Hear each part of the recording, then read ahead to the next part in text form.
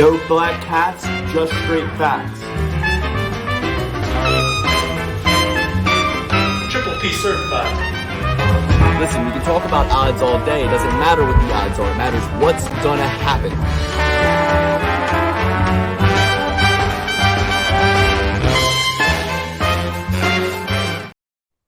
Welcome back to the Perfect Parlay Pursuits. I'm here with the Euro Under King, Alex, my brother, and Dan, my brother from another mother, the lieutenant now. Yeah, Dan's Lieutenant Dan, I forgot. Back from honeymoon. He has escaped the clutches of the Vettori crime family, and he's going to tell us all about how he managed to do so. Thank you all for joining the show. We're coming off the heels of Rafael Dos Anjos versus Vicente Lukey in Las Vegas last weekend. I was camping. Alex was in Puerto Rico. Dan was in Italy. We were all over the place, but we're back now. We're back now for the dog days of August. We're back now to reorganize, regroup, recollect our thoughts around all things UFC 292. We're going to give you those fine-tooth comb run-through picks in the Patreon episode today. But if you want to get me and Alex's early predictions for UFC 292, Sugar Sean O'Malley versus Aljamain Sterling, that episode's waiting right there for you on this channel for free, top to bottom, main card and prelims. If you want our added thoughts, our adjustments, the fights that have been added since we gave those picks, join us on the Patreon, patreon.com/PerfectParlayPursuit. That's where we're going to go through the card. UFC 292 yet again. But if you are here for a full card breakdown, you got one. Max Holloway is going to Singapore to take on the Korean Zombie. And guys, this fight is going to be taking place at 5 a.m. Eastern Standard Time. I don't know if you know this. Interesting Saturday we're going to have. So I'm excited to break down Holloway versus Chan Sung Jung. But even more excited to get into the Patreon and break down UFC 292 because Dan was in Italy and he wasn't on the episode last week. So if you missed out on his free picks, you're going to have to get him in the Patreon. But everybody who did join the Patreon in July, we want to give a tip of the hat and a thank you to you. We paid Dan out all that money that came in through all the new memberships. A year member came in. We had a lot of good supporters for Dan for his wedding month. And now we're going to hear about that honeymoon. So without further ado, Danny, welcome back from Italy. How long were you there? There for just about 2 weeks, just short of 2 weeks. We went to the Amalfi Coast. We went to Rome, hopped in the Colosseum, did a little shout out to the Triple P and all the UFC fans out there. We did a little face off in the Colosseum. It was pretty badass. And finished up in beautiful Florence. Couldn't place any bets. At one point for the first card previous to Lukey RDA, I was able to place a couple. But after that, no luck on my end. Also, the fight's happening super, super late. I was able to catch a couple. Again, on that first card, not so much on last week. So a little bit of an itch for me as far as my UFC. So getting back into it this week with huge pay-per-view event and, of course, UFC Singapore after that. So super stoked for everything to come. Yeah, it's great to have you back. Alex, you were in Puerto Rico. We're going to touch base on that. But Dan, what was, your impression of Italy? We told the audience that you were kidnapped by the Vettori crime family. You want to fill them in on all your whereabouts? Or Yeah, well, not the Vettori crime family, as I've been saying for years. Marvin Vettori, is he really a true presence in the beautiful country known as Italia? Word on the street is no from what I've been hearing. I'm going up to people, hey, come on, you say Vettori? Marvin? Nothing. I'm getting nothing over here. They said, check Venice Beach, California, not Venice, Italia. So I think there's maybe there's a translation issue going on with Marvin and the MMA press. I don't know what's going on here. All I know is no Vettori presence in Italia. So I was safe as far as the Vettori mafia, the Vettori crime family is concerned. Thank God. You inquired, and the Italians basically said in regards to the Vettori crime family. I honestly don't even know who those people are.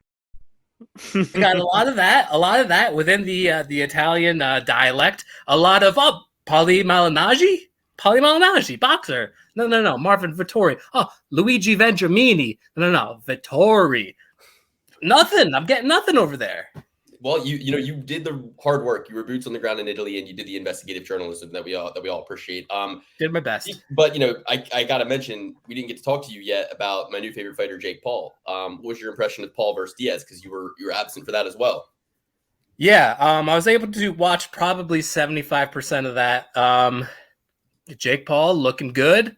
Getting a little bit of redemption. It was kind of a do or die fight for him. If he lost 2 in a row, people would have certainly hopped on and said, Jake Paul's done for. It's just been a marketing scheme. But you knocked down Nate Diaz with boxing gloves. You definitely got some real power there. I don't care if he's 50 years old. a knockdown for Diaz is very few and far between. So, props to Jake Paul there. Where does he go from here? That's the real question. I mean, the next step up, what does that even look like? A professional boxer, Tommy Fury 2, a better, more in their prime UFC fighter? What do you think the next step is? I think the Nate Diaz and MMA is the logical next step because that's what they discussed in the ring after the fight. I always try to say, take them at their word for what they're telling you in the moment that has the most eyeballs on it. Why would they use that moment to market anything else except the thing they want to do next, which was Diaz and MMA. You offered him $10 million. He's a sizable underdog at the current odds that opened on, some of what I've seen online. It's like, I think to put Diaz as a heavy favorite is, I don't know what people saw, I don't know what they've been seeing. I mean, he is my favorite fighter, but he didn't show in the stand-up department, which is where he fights his fights, guys. Diaz doesn't take people down and choke them out. You know what I mean? Anymore. He hasn't done that in a very long time. So I just don't really see how it. I see it more even. I see it more even. I think after you see that a close competitive boxing match, I think it was pretty competitive. Some people said Diaz only won 3 rounds. I would say Diaz won the whole damn fight. You think Diaz won the whole damn fight? He had him in a first round. He got almost destroyed. Luke, guillotine choke. If a ref's not there, Jake Paul is dead, my friend. He got knocked down, Alex, like Anderson Silva. Jake Paul is now knocked down. Tyron Woodley, Ben Askren, Anderson Silva, and Nate Diaz. He's knocked down 4 very competitive UFC athletes of all different shapes and sizes and ages. And yeah, sure, the average age and shape and size is one of a massive advantage for Jake. But what I'm seeing is a lot of people playing Monday morning quarterback and making excuses after the fact. I have picked every single Jake Paul fight wrong, besides the one he lost. Or no, I know I picked them all wrong. I mean, I even bet the only one I picked him to win was against Tommy Fury. So when it comes to Jake Paul, he's like Sean Strickland with me. You know what I mean? It's like I can't seem to figure him out. I don't know who is going to be the guy to. That I don't know when the scenario will be that I can actually pick the Jake Paul fight correctly. Well, who do you have in Sean Strickland versus Kevin Lee? No holds barred in the gym when Kevin Lee defends his brother's honor. So give me the breakdown on this. I don't know anything what's going on. I saw one Instagram post. It's old at this point. Like I told Alex, he read an old article, but basically, Kevin, like Sean Strickland, you got to look at him against Abus Magomedov, the way he handled that, and then you got to look at Kevin Lee versus Hinat Fakhretdinov, and both of them were dealt from the bottom of the deck. One fared a lot better, and one fared the opposite, and had to retire. So I feel like Sean would destroy Kevin Lee. Dan, to fill you in, Kevin Lee's brother called Sean Strickland a racist, and now Sean Strickland said he doesn't like Kevin Lee's brother Keith Lee, who does all the food tastings online, that he didn't like him. So Kevin Lee is now going to defend his brother's honor and fight Sean Strickland at the gym, and it brought Sean Strickland to tears. Sean Strickland got the confirmation that Kevin Lee is going to come to the gym and fight him, and Sean Strickland was so excited about this that he started to cry. He said, I haven't cried in years, but today's the day. Kevin Lee's coming to the gym. Sean's got a lot more problems on his plate. He's got Israel Adesanya. He's going to take him on. I think it was originally scheduled for UFC Singapore. It was going to be, Israel kind of a regional coming home party for him returning to the Asian market, right? But then I guess it got moved. I don't know. Now it's going to be where? The UFC Australia. Why the hell would they do it in Singapore? I'm joking because he's the Chinese champion. Oh, okay. You were actually joking. I thought you were actually serious. You did that so deadpan. I thought you were serious. Well, it's actually because I was in my head going, is Singapore even in China? It's not. So, and I'm like, this is all unraveling, and you're revealing that you're not as geographically worldly as Danny and Alex. So Puerto Rico, Alex, you went to Puerto Rico, and I think wasn't it the same night that Rob Font? Yes, it was the same night that Jake Paul and Nate Diaz were fighting, and I couldn't get the Puerto Ricans right. I thought Rob Font might have had a chance. I thought Jake Paul had no chance. I couldn't get on the right side of a Puerto Rican that night. So you really couldn't. You're too close to Puerto Rico to see the trees. Yes. To see the beach. So, we're gonna have a lot of fun this episode. Recapping Lukey versus RDA. I didn't see a single fight on that card, but I still have very strong opinions about it. When I saw that Hakeem Dawodu lost, my first thought was cut Hakeem Dawodu. Cut Hakeem Dawodu. I don't care if it was a controversial decision. I don't care if he actually won. It's like when you get served up in a lower weight class, these octogenarian, aging, gray-haired, no knees kind of guys. I mean, Cub Swanson had like a torn ACL less than 2 years ago, right? And like this he's got no knees. He's old. He's a relic of a past generation. I love Cub Swanson. I'm just saying, like Hakeem, like these are the fights you win. If you don't pass these tests, you're out. Like it's the same opinion I had with who did I say this about before? Who couldn't beat the gatekeeper or couldn't finish the gatekeeper kind of guy? It was I was saying he's Ode Osborne. Ode Osborne could not keep the gate. That newcomer came in first fight of the night, whooped his ass, finished him. You're out, Ode. You gotta get out of here. And I think Hakeem's got to get out of here too. I think if you blow it against Cub Swanson, a guy with a big. No, the only reason I'm saying this is because Cub has a big name, and he had a bigger name than Hakeem. He's much older. They stacked the deck in your favor, Hakeem, and you couldn't get it done. So cut Hakeem Dawodu. Didn't see the fight, never will. But what did you guys think of that fight? Did you watch it? I didn't get to see it. My ESPN stream crashed for some reason. I have no idea what happened. I'm watching the fights. It just cuts off. It cuts off. I'm watching the fights on the big screen. I'm like, okay, maybe it's something with the Xbox. Let me see if I can get it up on my phone. Not working on my phone. Not working on my laptop. Not working on any of my devices. I say, whoa. Did my ESPN Plus subscription get robbed from me or something of that nature? Did I not renew my membership? I check if I can watch one of the golf competitions that are on ESPN Plus. Boom, comes on immediately. I'm dumbfounded. I thought it was a message from God. I was like, okay, let me just enjoy my time for a little bit. Let's sniff the flowers while we have them instead of writing ESPN a strongly worded email that will get me banned from their platform completely. I don't think it would get you banned. I think they'd be happy that you pointed out a bug. My only concern is maybe the golf stream you clicked on was like a free to watch kind of thing on the ESPN. Maybe it was on my television subscription that I'm also signed in on the app. So I don't know. I'm just saying that maybe you thought you were, because ESPN doesn't exactly make it easy. It's like you have to like log in, and then you have to go to ESPN Plus, and then it's like it's not all just like one thing. It's like they have different buckets. It feels like, you know what I mean? Yeah. And I don't really care for it, to be honest. I'll be happy when the UFC gets out of this ESPN partnership. ESPN doesn't seem to know which way's up. I mean, anyway, I think we got to move forward. But Cub Swanson. What I will say is I love that I can watch UFC when I'm in fucking Costa Rica, and I love that I can watch UFC on my phone via the ESPN app. I like all that, but I'm pretty sure I could buy UFC pay-per-views on my phone directly from the UFC website and the UFC app itself in the past, even before they had ESPN. So I don't know how valuable it is. You know what I mean? And half the time, like you said, it fucks up sometimes. So it's like either way. Lukey. When I was in Puerto Rico, the broadcast was in Spanish, boys. I was not able to watch on the ESPN app in Italy. I had to go through other vendors. So Dan, you have to use a VPN. Oh, well, I'm just not that smart. Yeah, no, that's what I had to do in Costa Rica. I had to spoof my IP address using a VPN because, like you said, I couldn't buy it in Costa Rica. It was like I couldn't buy the pay-per-view, so I had to like go through an American VPN, buy the pay-per-view that way. Well, these weren't pay-per-views. This was just ESPN Plus, good old-fashioned streaming. See, that's the thing about me, boys. If I'm going out of the country, you have different rules for different countries. Because, for example, if you have ESPN Plus, I think in Brazil, you don't pay for the pay-per-views, and same for like UK, I think. So, like, I don't know. You don't pay for the pay-per-views? No, in certain countries, you don't have to pay for the pay-per-view. Oh, I'm moving to Sao Paulo. If you don't mind watching in Portuguese, you could just use a VPN in America, I think, and then watch the Brazilian broadcast. I'm in. I'm pretty sure in Canada. It's getting to the point where I don't want to hear the commentary. So yes. It's getting to the point where I don't give a fuck about that. And who knows? The Portuguese commentators might be a lot better. I like playing FIFA on the Mexican mode where it's like, goal! Baby sleeping, I forgot. Shit. All right. Golazo! Okay. So none of us saw the fights.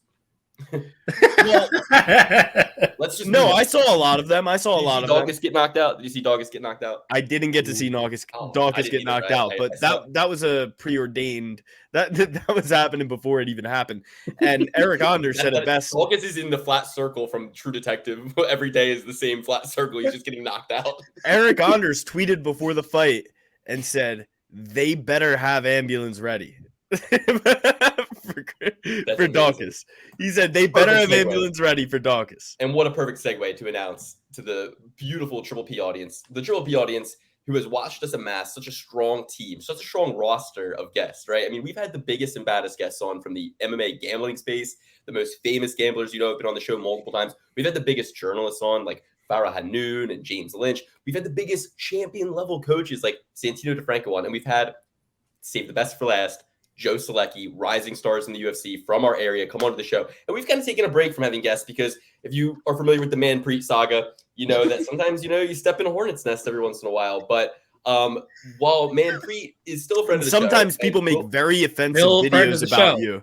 Sometimes the show, and Manpreet will return to the show. But we had to take a little bit of a hiatus from having guests just because you never know what these guests are going to do once they leave your show. You know what I mean? They could go out and do this and do that. The Kanye West thing comes to mind. Well, Luke, the thing is hilarious because the one thing you're worried about is if you can communicate this product, you can make money off the product. The one thing that you're worried about that has already happened. You're already, and I love Manpreet. I want Manpreet back on the show more than anyone. But you're like, let's have no guests on because Manpreet got us in trouble. Let's not talk about anything. Let's not talk about anything. We don't even exist. So always remember that. But here's the thing, guys. We got a new UFC fighter joining the ranks, joining the roster. This one coming in a little bit beefier, a little bit heavier weight, multi-sport athlete. Alex, you want to make the announcement? He's probably you are probably the most excited about this, being a college football fan, being a UFC fan, being a fan of the Dirty South. Who's coming on the show next Monday? Roll damn tide, ya boy, Eric Anders. That's right, everybody. So get in there, get into the Patreon. The episode will be free, but just support the show because we're doing big things and we're trying to get better and better guests, better and better quality of production, things of that nature. And we've coordinated with Eric, your boy. He's coming on the show. And I was just thinking about this, Alex. Eric Anders is like the guy from Gears of War who was the football player and Coltrane. Because he was a football player and then became a soldier, and he's a football player and became a fighter. And there's just so much in that dynamic. He's just an American badass. Like you would write him into a movie, somebody who could win a college championship at the coolest university and then go fight in a cage. I mean, let's be real. You don't like Alabama, Dan? What do you? No, let me just say this. Let's make a rule for next week's interview / conversation. Do not ask him about Alabama football. Why? Every my gosh, interview. why? Hold on. Every freaking interview this guy's on, he's asked about what was it like to play for Nick Saban. He's like, guy, I haven't played football in like 20 years. I've been fighting in the highest level of MMA. We're on an MMA show. Can we talk about my last fight? Like, I wasn't even paid when I played football. I wasn't even paid. How about that? So can we talk about like what I'm getting paid for? Okay. What I'm actually good at? He was paid in an education. And on top of that, you know the NIL was around in Alabama far before it was allowed. I understand. Okay? I don't want to pay him. So let me just put that out there. But at the same time, I could tell you he definitely doesn't want to. He does not want to be asked about Alabama football. He gets asked about that every interview. Let's talk fights. What about NFL football? He played for the Browns. I was going to ask how he feels about Joe Thomas. That would be a better question. The Hall of Fame. That would be a better question. What I want to know is what is his experience and knowledge of the MMA community and media space? Like, for example, when I see things like the MMA guru who completely demolished Michael Bisping after Bisping tried to call him a short, ugly idiot or whatever, and then he just comes with his almost like an internet detective, just piecing together these clips in a narrative that is just not a narrative, really. It's the truth of the situation. He's just showing very clearly for everybody how Bisping is wrong. And Michael, I am taller than you. I am 6'4". You on the UFC website, it says you are 6 foot. So that is wrong. And Mike's getting shorter every year. He's like, he's gonna be one of those old men. He's just like he's decompressing. Yeah, it's compressing. But yeah, there's no way Michael Bisping's 6 foot. But my point is, I wonder what Eric Anders' like awareness and opinion is about. I want to just be like rapid fire. We're gonna say some names. Just tell us what your first opinion is or whatever. And I'll just be Ariel Helwani, and just throw stuff out and see what his knowledge is of like the more nuanced areas of the sport. We gotta hit him with Brendan Schaub. No, Brendan Schaub. No, do not. Stop. Do not ask him about. I'm not getting. We don't want Alex. You really want the homeless cat subreddit to know about you? They might just point their fucking cannons at you. I'm a homeless cat myself. I'm a homeless cat myself. They be turning on their No, I'm not. Brendan Schaub's a nice guy. He's never done anything to me. So, just like Jennifer Lopez, she was always nice to me. She was always sweet to me. I have to really respect her for all of her career because she was nice to me. Ben Affleck was nice to me when I was just an extra in one of her movies. So Ben Affleck was a lot nicer than her, though. I don't think so. I think they were both very nice and cordial. Let's move on, guys. We don't need this. No one can relate to this celebrity talk, dude. Just because we're friends with celebrities and have autographs like all around, it's like, it's crazy. But let's just move on to what the people come here for, which is fight predictions. And we're doing pretty good as far as fight predictions go. Last week, Triple B certified picks went 6 out of 10. We didn't even know what was Triple B certified because Dan gave his picks in writing form after me and Alex recorded the show from Italy. So I just now kind of looked and saw which picks were Triple B certified from the Lukey RDA card. And where we all agreed was Roundtree, Fremd, McGee, McKinney, Boudet, and Blackshear.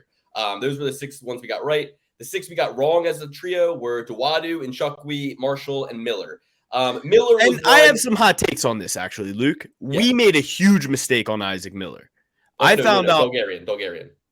Isaac Bulgarian. Yes, we made a huge mistake on the Midwest Choppa.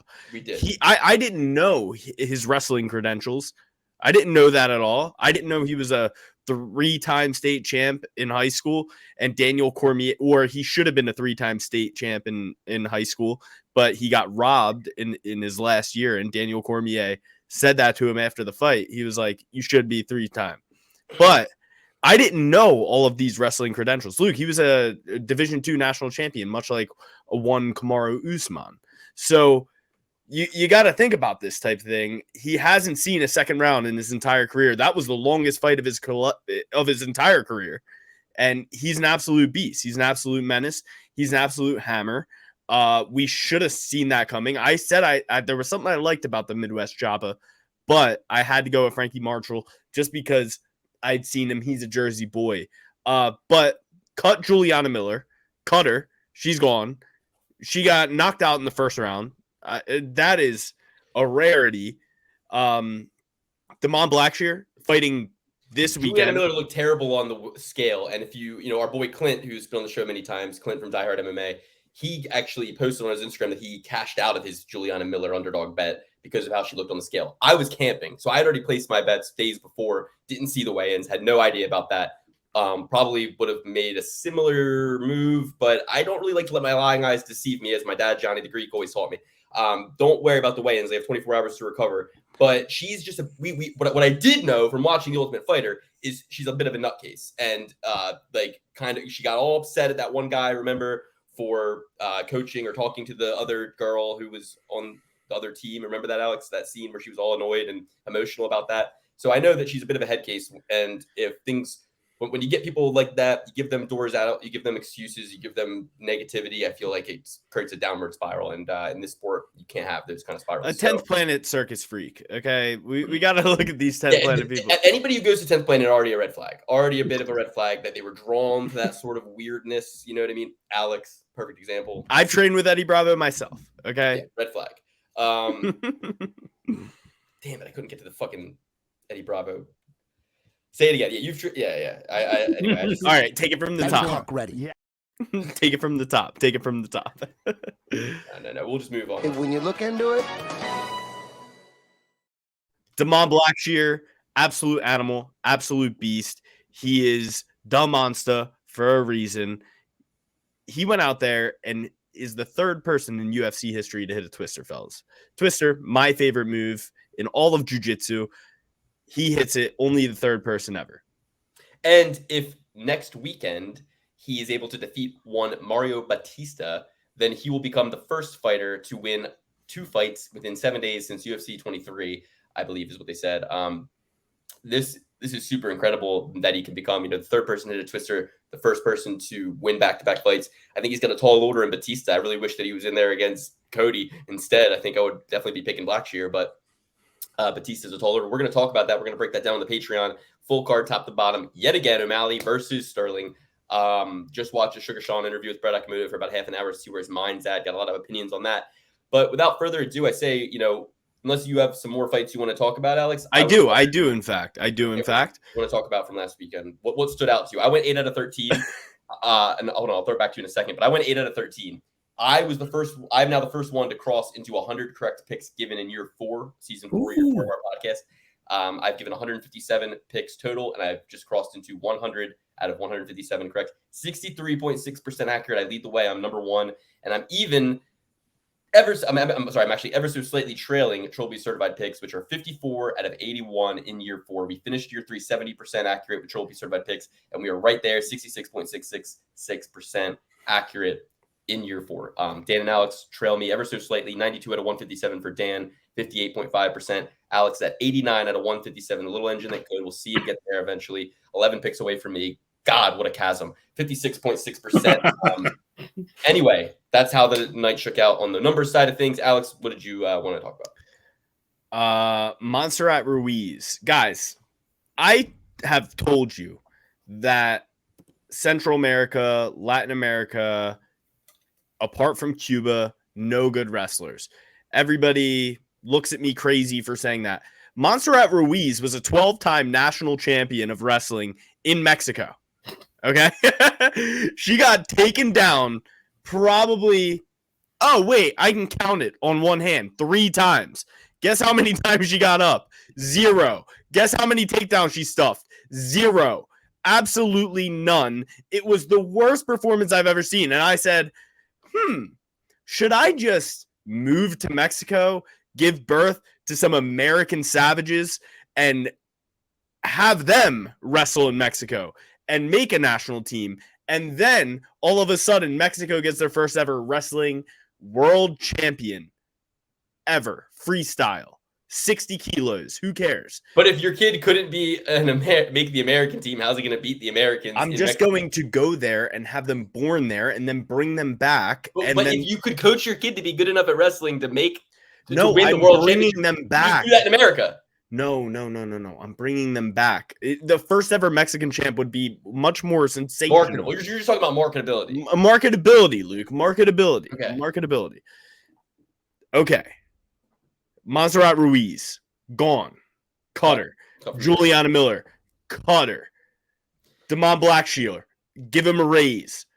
Martin Boudet. You guys, this fight was 4 minutes and 11 seconds long. It couldn't have went another 2. Okay, both of these guys were winded in the first minute of the fight. Both of them completely dead, completely drained. They came out of there like a cannonball out of a cannon. Okay, bam! They're throwing fire. Both of them so dead. Within minutes, within seconds, they were just fat sacks. 12 pounds of shit in a 6-pound bag, Luke. Both of these guys just fighting, and everybody in the commentator booth, of course, when Josh Parisian's coming out, he's changed everything. He says he's ready for this one. Nothing's getting by Josh Parisian on this one. Everything got by Josh Parisian. The fact that Martin Boudet didn't finish him in 30 seconds is insane. He had Josh Parisian on the ropes for 3 minutes and 11 seconds of this 4-minute and 11-second fight. I swear, Josh Parisian was in there wobbling, and Martin Boudet is like, all right, now's time to just put him up against the fence. Now's the time to hold him up against the fence so he can recover. And then I'm going to hit him again, but I'm so damn tired. Like, it was immediate. I think they both should be cut. After that fight, it was pathetic. It was sad. I don't like seeing that. I know the heavyweight division is very top heavy. And is Michael Bisping always talking about Boudet? Why do I feel like, or is it just because his name's Boudet that I'm imagining Bisping going, Boudet? Boudet? I feel like he's always talking about it, but I'm like, maybe he's not. I don't know if I'm just making this up. So now, one question for you. Yes. Paul Felder, was he in the commentary booth? I think he might have been. All right, guys, in the comments, I'm not sure. We need to know what Paul's reaction was when his Philly boy got knocked out, because Paul's got that. I think he was, because people were commenting on that in the Discord, and that was post my stream cutting. Yes, I need to find out how Paul handled that. I imagine it was an emotional meltdown for Paul. I imagine that he was very close to crying. I imagine that his face was hot and red, and he was about to cry. So we got to get that footage if possible. Another big event on the card that I saw, Josh Fremd stinks. He couldn't get Jamie Pickett out of there. You got to go to a unanimous decision with Jamie Pickett. Cut both of them again. Well, Bo Nickel couldn't do it without kneeing him in the balls illegally. That's not even true. I know. That's not even true. No Bickle would never do something like that. But that's his MO, right? He's a big grinding wrestler. He's going to win most of his fights by decision now. Yeah. So you listen. JP buys. Anybody who told you, oh, JP buys has never lost a fight at 135. JP buys. He's going up in weight. He's happier now.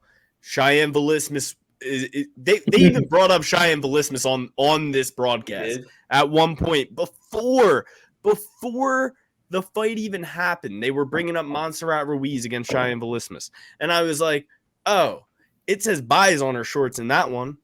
What's going on here? JP buys, get rid of him. And anybody who told you to bet on JP buys, any single one of them, cut them off from your life. They have a problem. They have a gambling addiction. The writing was written on the wall. Marcus McGee, an absolute freak, training with Sugar Sean O'Malley every day. Like, you thought JP buys the cuck was going to win? JP the cuck buys? Are you kidding me? Oh, my gosh. All right. That was mean, but it's all out. It is what it is, and I can't change the past. And I can change the past. I had no involvement. Excuse my language there, but all right, let's get into it, guys. We don't need to talk about that stinky card. It stinks. I can smell it from here. Stephon Njokuani Washington really blew it. Stephon Njokuani really blew it. What? Stephon Njokuani really blew it. Don't even care. But what I will say is, what happened with the main event? None of us saw it. Let's move on. Lukey won, didn't get the finish. Let's move on. Yeah. So here's how it goes. We're going to take you guys through Max Holloway versus the Korean Zombie full card, 5 a.m. start time on August 26th. Singapore Indoor Stadium is holding the event. There are 13 MMA bouts. And we're going to take you through the whole card, bottom to top, starting off with the first fight of the night. Toshiomi Kazama versus Garrett Armfield. This is going to be it, guys. We're going to be breaking down a lot of fights with a lot of people maybe we haven't broken down a lot of, some newcomers. But we're going to get through it. We're going to talk about Anthony Smith, which is always great. It's always fun. We're going to talk about Max Holloway, which is always fun. This is going to be fun, guys. Parker Porter's on the card. Giga Chikadze. This is going to be fun stuff, guys. We're going to really have a good time breaking this card down. And then we're going to get up at 5 a.m. and we're going to watch all these fights for you. I mean, you know, for those of you who want to say, like, we missed out on Isaac Bulgarian a little bit there, we were all three vacationing. We were all three doing our little travels. And there's 600 fighters on the roster. We've been doing this for 4 years. We break down about 600 events a year. I mean, that's like thousands of fighters. And we won't make that mistake again, okay? Frankie Marshall is a formidable guy. Newcomers lose at a rate of like 66%. And it made sense, I thought, to give Frankie a corrective chance the way he held that third round. But we shouldn't have trophy certified Frankie Marshall. Maybe we would have kind of talked ourselves out of it if we were all together in the same room. So I apologize for that. But I think that, you know, we're doing really good here. We're breaking every card down twice. We're reviewing every card twice. And that's going to lead itself to some really good picks, as it has in the last few events. So let's get into it. Max Holloway versus CSJ. That's what his name should have been, not the Koreans. I mean CSJ. But first, Toshiomi Kazama versus Garrett Armfield, prelim bout of the night. There's a 135-pound.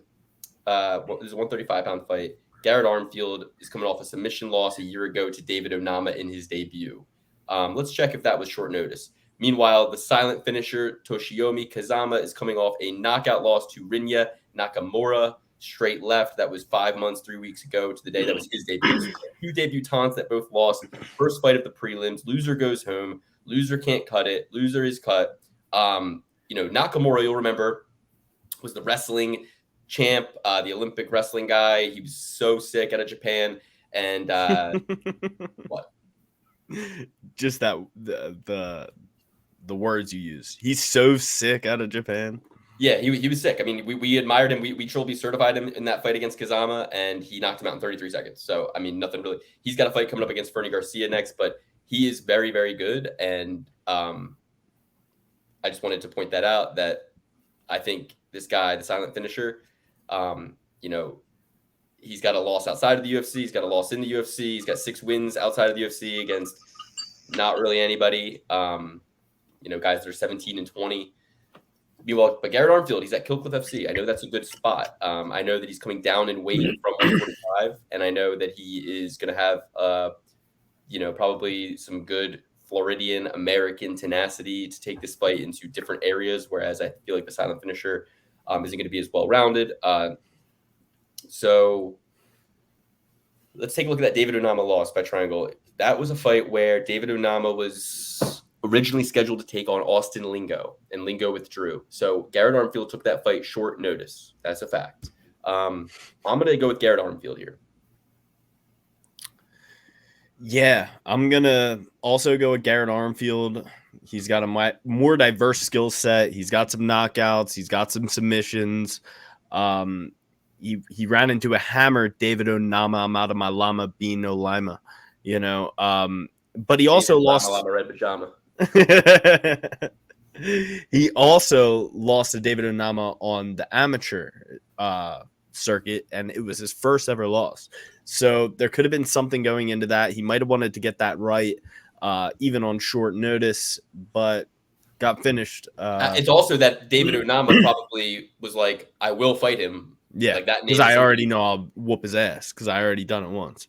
So, especially on short notice. David Onama's a stud. I mean, he's the dark horse of that division. Like, he could be a champion on any given Sunday. All right, interesting take. You wouldn't go that far?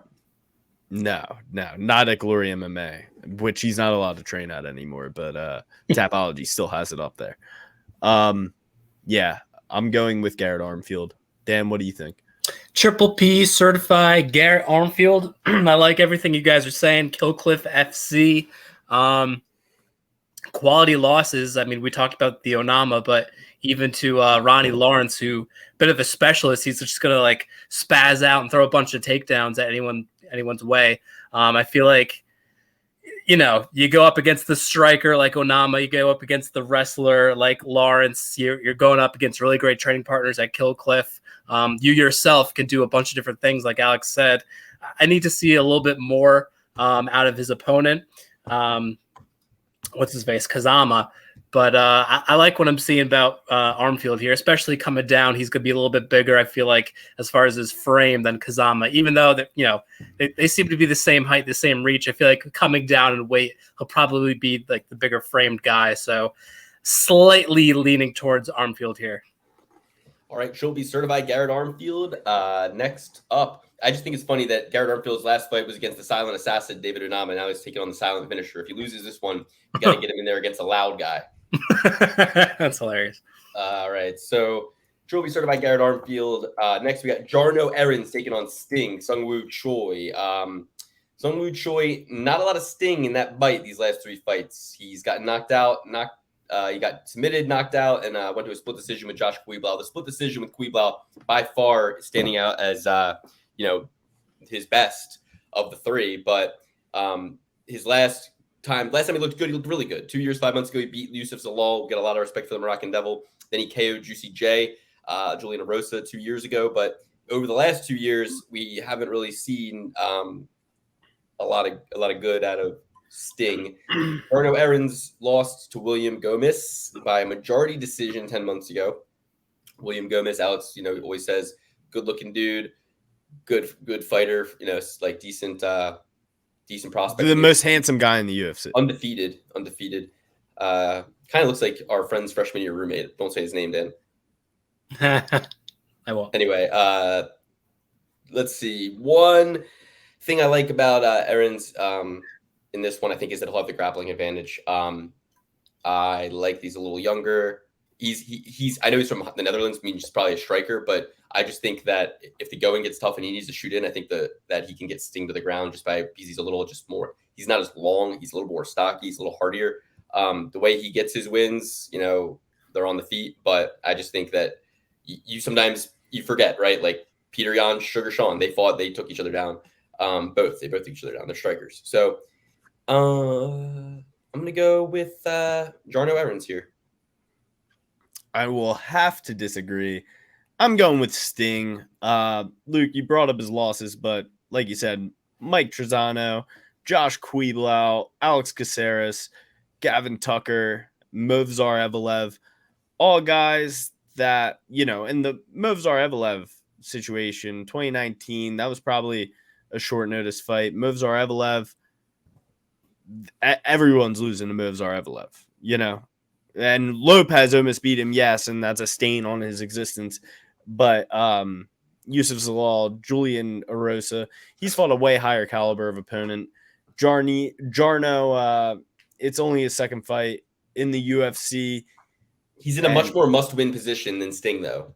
I don't know, because Sting has won in the UFC. Yes, he's on a losing streak.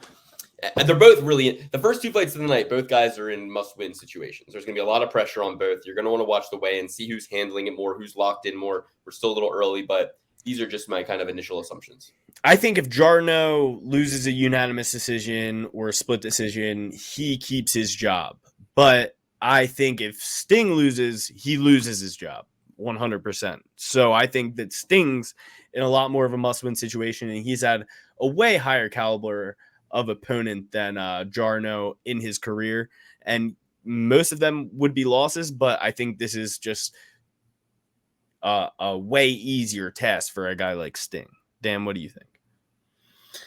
I guess I'll split the difference here and go with Jarno Evans. Aarons, I should say. I like him. I don't think he's someone to lose 2 straight fights in the UFC. William Gomis is a very well-touted opponent, especially for your first fight in the UFC. I like this guy's striking background. Sung Woo Choi is one of these guys where I feel like he does everything somewhat well, but nothing really too exceptional. You know, you listed off all of his opponents that he lost to. It's like, yeah, I'll give you a pass there, but you got to pick up a couple of wins against some of those guys. You can't tell me that you can't beat Alex Caceres or guys of that like. I like Jarno in this matchup. I think the UFC is relatively high on him, and I think they're giving him, you know, a spot to win here, certainly on enemy territory, but, you know, nonetheless, someone that he could potentially win. It's the second time that he's fighting in enemy territory because he's fought Gomis in Paris. So right, yeah, I mean, he's. But Dan, what's a harder first fight? Jarno's first fight or Movsar Evelev? Yeah, sure, point taken. But I mean, what does that have to do with this fight? I just feel like. Yeah, but you're giving him Jarno's more the better credit fighter for fighting the Gomis, the handsome man from Well, I'll say France. this: he's never been finished. He's taken all 3 of his losses all the way to the distance, and his loss was a majority. So someone thought he won, or at least a draw, right? All right, next we got Kenan Song versus Rolando Bedoya. Who cares? Like, really, right? I mean, I'm trying, guys. We're all trying here for you, but one guy has 7 losses. The other guy, actually, I do like the Peruvian guy. Yeah, hell yeah. I liked his fight again. I forgot who this guy was. I liked his fight against Cass Williams. I remember this now. Rolando the Machine Bedoya is going to fuck the Assassin up. He's gonna knock him out. I mean, the Assassin almost beat up on Ian Gary. He did catch Ian Gary, knock him up, not knock him down, beat him all around. But as a massive underdog as well, because those are the kind of fights, you know, Ian Gary's in, like ones he's a massive favorite in. So, you know, Ian Gary knocked him out. Max Griffin knocked him out, and I don't like guys coming off back-to-back KO losses over the last couple of years, months. He's also in an age category that puts them in a disadvantage, you know, a win percentage that's sub 50. So I like the 26-year-old. You go to Chaos Williams, split decision. When somebody thinks you won, you're a badass. So give me Rolando Bedoya. And this is actually going to be a good fight. Someone's getting knocked out here. So I didn't mean to say I didn't care, guys. It was just 3 in a row of folks who I'm not really like big fans of or even know about, a lot of debutantes. And this next one's kind of going to be sorry. We'll do a better job. We'll get Alex. Come on. Kenan Song, 75% of his fights in the UFC is won by knockout. I think he's open to getting hit. Yes, he cracks pretty hard, but if you watch Bedoya's last fight against Chaos Williams, you'll know that he doesn't go down very easily. He doesn't go down very easily at all. Chaos Williams hit him with everything but the kitchen sink, and he lasted in there for a long time. And he was rescheduled. He was supposed to fight somebody 2 weeks later and then came in to fight Chaos Williams. So that might have thrown a little wrench in his camp. Maybe he wasn't peaking at the time of that fight, but wanted to take the opportunity to get into the UFC. Fared pretty well for himself. I think that he will fare very well against Kenan Song. I'm going with Bedoya. Yeah, if what Luke said applied to the first two fights, I'd be all in on that. Who cares about Garrett Armfield? This fight, I'm all in on. Bedoya, super high on this kid. First fight in the UFC, going against Chaos Williams, and he is swaggy. He is comfortable. He's just chill as could be. Landed the good shots. I'm not a guy that says, "Oh, like let's prop this guy off based off a loss." But in my mind, he won that fight, so I have no problem propping this kid up. I thought he won. I thought he landed, more strikes, better strikes. I think that it was just, Chaos Williams, when he hits you, it really looks like a big thud, but he just brushed it off like it was nothing. I don't think Kenan Song, whatever his name is going to really land anything that's going to phase this kid. I think he's going to outvolume him, outstrike him, and go on to bigger and better things. Very excited for Rolando Bedoya. And dumbass Ian Gary is open to getting hit. That's why Kenan Song got him. This guy, he might be open to getting hit, but he's not a little tiny chin like Ian Gary's little chicken chin. He needs to grow a beard or something. Here's the thing. This next guy also needs to grow a beard. Yasaku Kinoshita taking on Billy Goff. So we're going to totally certify Bedoya. And I think anything minus 200 or better, you play that. But Yasaku Kinoshita versus Billy Goff. Guys, when it comes to MMA, when it comes to this wrestling, when it comes to the fighting, the UFC championships and matchups, when you take America's best and you take Japan's best, this might sound a little nationalistic, but I just think Japan, home country, Singapore, we'll fly our best all the way across the world. You still can't fuck with us. The training here is too elite. The sports that we play are for fun in America, are so hard-nosed. Wrestling in America is so good, and Billy Goff is an American badass. He's from Groton, Connecticut. He is in the thick of it here in the States as far as competition goes. Kinoshita, the reason he got knocked out by Adam Fugit, not one of our best, not one of America's best, 6 months ago, is because he's in Ryzen and he's getting his wins against guys who, you have to question whether these fights are even first round finish. These are squash matches against guys with 24 losses, 19 losses on their record. These are, and then then he gets a loss for getting disqualified for grabbing the cage. So what's that tell you? He can't to stop a takedown without cheating. Then he gets another win again in a squash match against a guy with 11 losses. He gets another win against an undefeated guy in the Contender Series, but it's Jose Henrique Souza. Okay, he was 5-1 professionally. Souza was 5-0. Enrique Souza, Canela, right? This guy, you take a look at his record, same story, right? Same fucking story. Fought nobody. So what I'm trying to say here is, if these folks want to compete, they have to face competition. They can't be in these squash matches with guys from their fucking home elementary school that are getting TKO'd in the first round for the paycheck, right? So all right, yeah, Yasaku Kinoshita is going to lose this. Bad Billy Goff by finish. That's my opinion. Billy Goff's new Billies do right by me. I've never met a man in my life named Billy who has been a little shitbag or who has done wrong by me. I'm going with Billy Goff here. He's coming off the Contender Series. Yes, this guy was too, but like Luke said, you can't be fighting guys in your small neighborhood and thinking you're the toughest guy around. You're the big fish in a small pond. Billy Goff, he's going to kill him. Billy Goff seems to be coming into his own. 25 years old, 25 years young, 4 straight finishes. Has Bellator experience. Like Luke said, the complete opposite against this other guy. So many losses combined on his opponent's resume there versus Billy Goff. Just getting finishes, getting better. seems to be coming into his own. It seems pretty simple to me. He's a sizable favorite. I'll get the exact number for you guys later, but I mean, Billy Goff, Triple P certified. We are almost all in agreement except for one pick. There has never been a Japanese UFC champion that trains out of Japan. Israel Adesanya. Yuri Prochazka. He is samurai.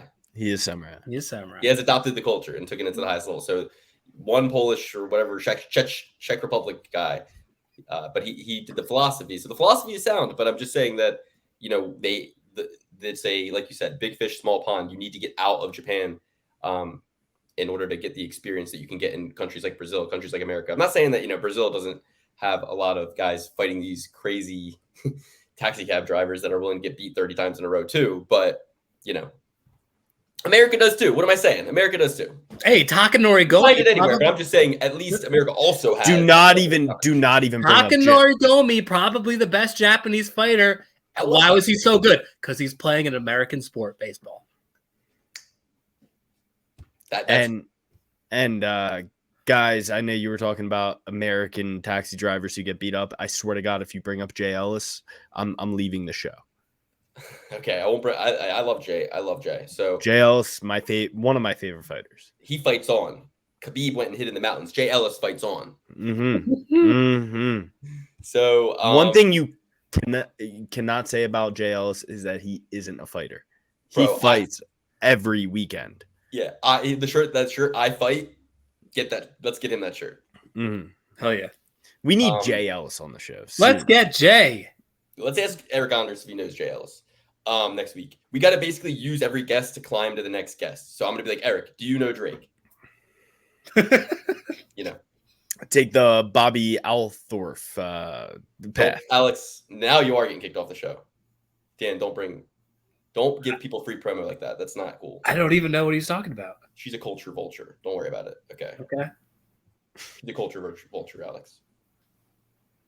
Hey, let's move on. You put out the bat signal for Drake. You said, Drake, please save me too. Drake, rescue me. Drake, rescue me, Drake. JJ Aldrich versus Liang, Dragon Girl. Guys, this is a fight I am so mad I have to watch. Holy moly. I see it and it's almost like they wanted to make us upset and angry. Like they gave us this matchup, this gigantic nothing burger. Who cares? No stakes, no skin in the game. They're not gonna. Okay, Erin Blanchfield, my hero, my heroine, my favorite fighter in the women's division, ran through JJ like a hot knife through butter a year ago. She takes 6 months off. Why? Get back in there. You didn't get knocked out. You got guillotines. She goes in there against Ariane Lipsky, the queen of violence, 4 months ago. Drops the ball yet again. She is taking on, Na Liang, who's winless guys in the UFC right now. She got back in the UFC 2 years ago. Back-to-back finished losses, back-to-back knockout losses. But JJ stinks and finds ways to perform badly. And we're flying her all the way over to Singapore from Denver, Colorado. I mean, what's the flight time? Let me check this. While you guys talk about this fight, I'm going to look up the flight. Denver to Singapore. Looks like we're looking at, first of all, the flight alone is more than she's getting paid. She's never going to financially recover from this. By the time she pays her coaches, by the time she pays her ticket, JJ is never going to financially recover from this. The flights, connecting flights, $1,598, $1,606. And these are crappy airlines. Looking up the flights. I don't even want to see. I'm trying to see how long it is to get there. It says, let me see, hold on, flight time. Sorry, flight's my eyes. Okay, now Denver to Singapore. You have a connecting flight, maybe more than one, and it's going to be 19 hours and 53 minutes plus. How far is it from China, Luke? You don't even know where Singapore is. Dude, this is big information. This is huge information. Okay. Now I'm gonna look up the gym. The location is in Hobb, and this is her home. She trains in her hometown. She's fighting out of and trains out of her hometown. I'm looking up that. Big fish in a small pond. Okay. She's still going to have a 10-hour flight to Singapore. 10 hours and 10 minutes. That's not bad. As someone who just did a 12-hour flight, she could do it. It's fine. 12 stinks. I would not want to be doing 12. But Luke, what if I told you Singapore was a country? It's a connecting flight too. So she maybe will get maybe a little 5-hour. She's off, get some lunch, walk around the airport, back on 5 hours. A lot better than 19. You know what I mean? I think JG is going to have the sniffles in this fight, guys. I think she's going to get the sniffles. I think she's going to come into the fight with the sniffles. She's going to be like having maybe some diarrhea.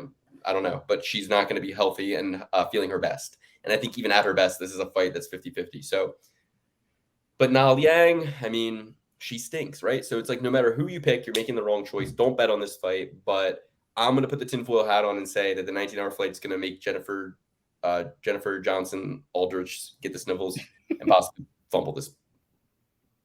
Because she's going to get taxed in these, all these international fees and taxes and tariffs and paying the fees. And then she gets hit with the coach wants the flight bought. She's got to buy the flight. Mom and dad want to come watch. Now that's already, we're talking 1,500, 1,600. We're talking $6K. $6K off the table automatically. Plus she's got to pay her coach 10%, her manager 10%. She's got to pay probably, like, it's a mess. And all that's on your mind. Think about how annoyed you'd be. You'd just be sitting there flying to China like, I'm doing this for free, basically.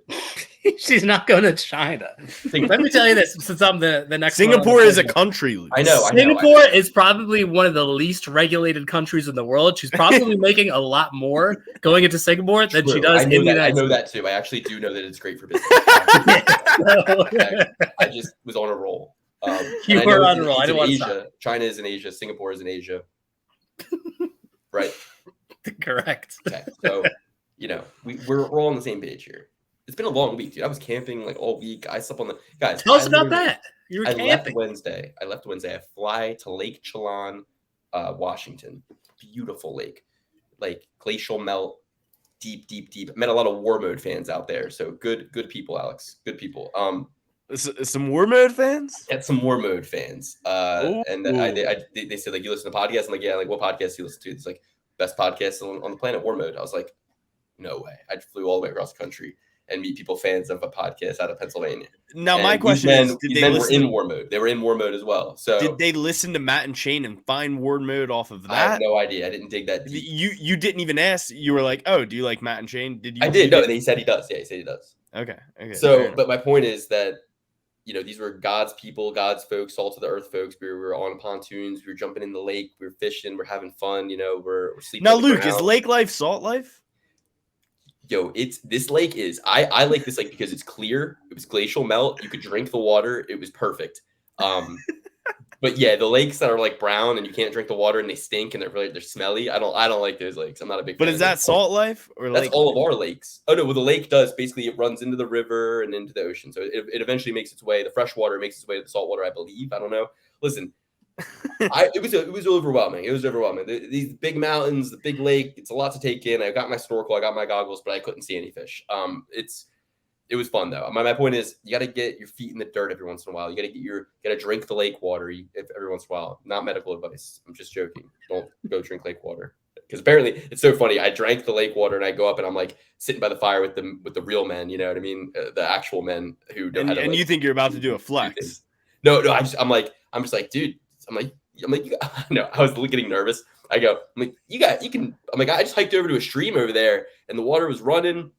I was like, you could probably drink this water. And then they went, and I was like, please say you can drink this water because I drank a lot of that water.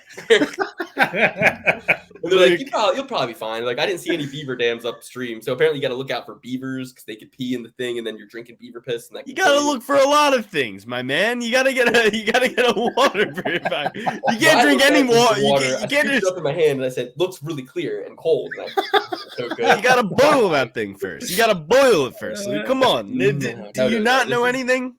This is like snow melt. I'm telling you, it was good. It was good to go.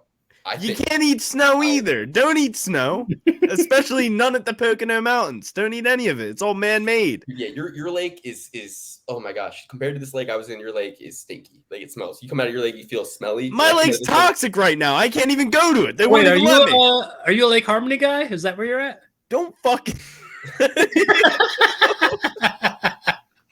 No one's coming to your place, Alex. Even if you say the. And I bear arms. That doesn't narrow it down. And I bear There's arms. thousands of people that live there. They're not going to find you. Not only do you bear arms, there are bears all around you. I bear arms, and there are bears with arms around me. All right, well, we'll cut all this pod out. But No, it's fine. yeah, it's a big lake. The point is, dude, what I'm trying to say is that this lake, good. Lakes on the East Coast, not so good. You know what I mean? West Coast, more nature.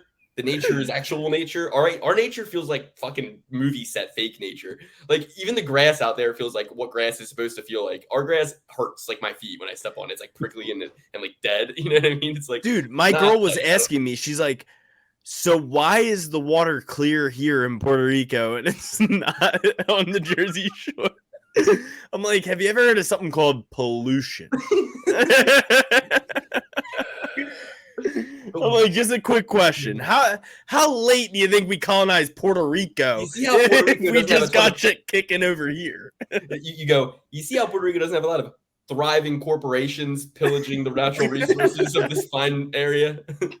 Or Jersey assholes just fucking and that's what I'm saying. Tires There's in there. significantly less oil refineries in Puerto Rico than there are in New Jersey. And that's what I'm saying. You guys are leaving the country. All you have to do is stay in America to get out of America. You just got to go to Puerto Rico. It's pretty much a third world country, and okay, hey, that's rude. Hey, in some places, it's like Detroit. Detroit's like a third world country. Right. Okay. These Puerto Ricans don't need to catch any stray bullets. Yeah, that's what I'm saying. You can't even drink the water in Detroit. What do you? If it's good enough for Jake Paul, it's good enough. Now Detroitians are taking strays too. I mean, Eminem's gonna be on your ass, dude. Eminem's gonna be on your ass. Don't even get me started on Ohio. Please do not get me started on Ohio. All right, listen. I think we got to move on at this point. But I'm gonna need to sneak out for a little bathroom break. But all right, well, let me at least finish my statement so people don't think Puerto Rico's a third world. Fight, which is an actual banger of a fight. Do it and take him in the next one if I'm not back yet. Did you pick one? Yes, I picked Nia Lang, Dragon Girl. I picked Nia Lang, Dragon Girl. She's definitely going to lose and probably even be finished. But I mean, if JJ comes in with the sniffles, I'm going to watch the weigh-ins. If she's coming off that long flight and she's like, my belly hurts, I don't feel so good, I think that Nia Lang could get her maybe. Yeah, JJ Aldrich drinks too much milk. She looks like a milk carton herself. I'm gonna go with Liang, knowing that I'm not going to put any money on this fight because it's the worst fight I've ever seen in my life.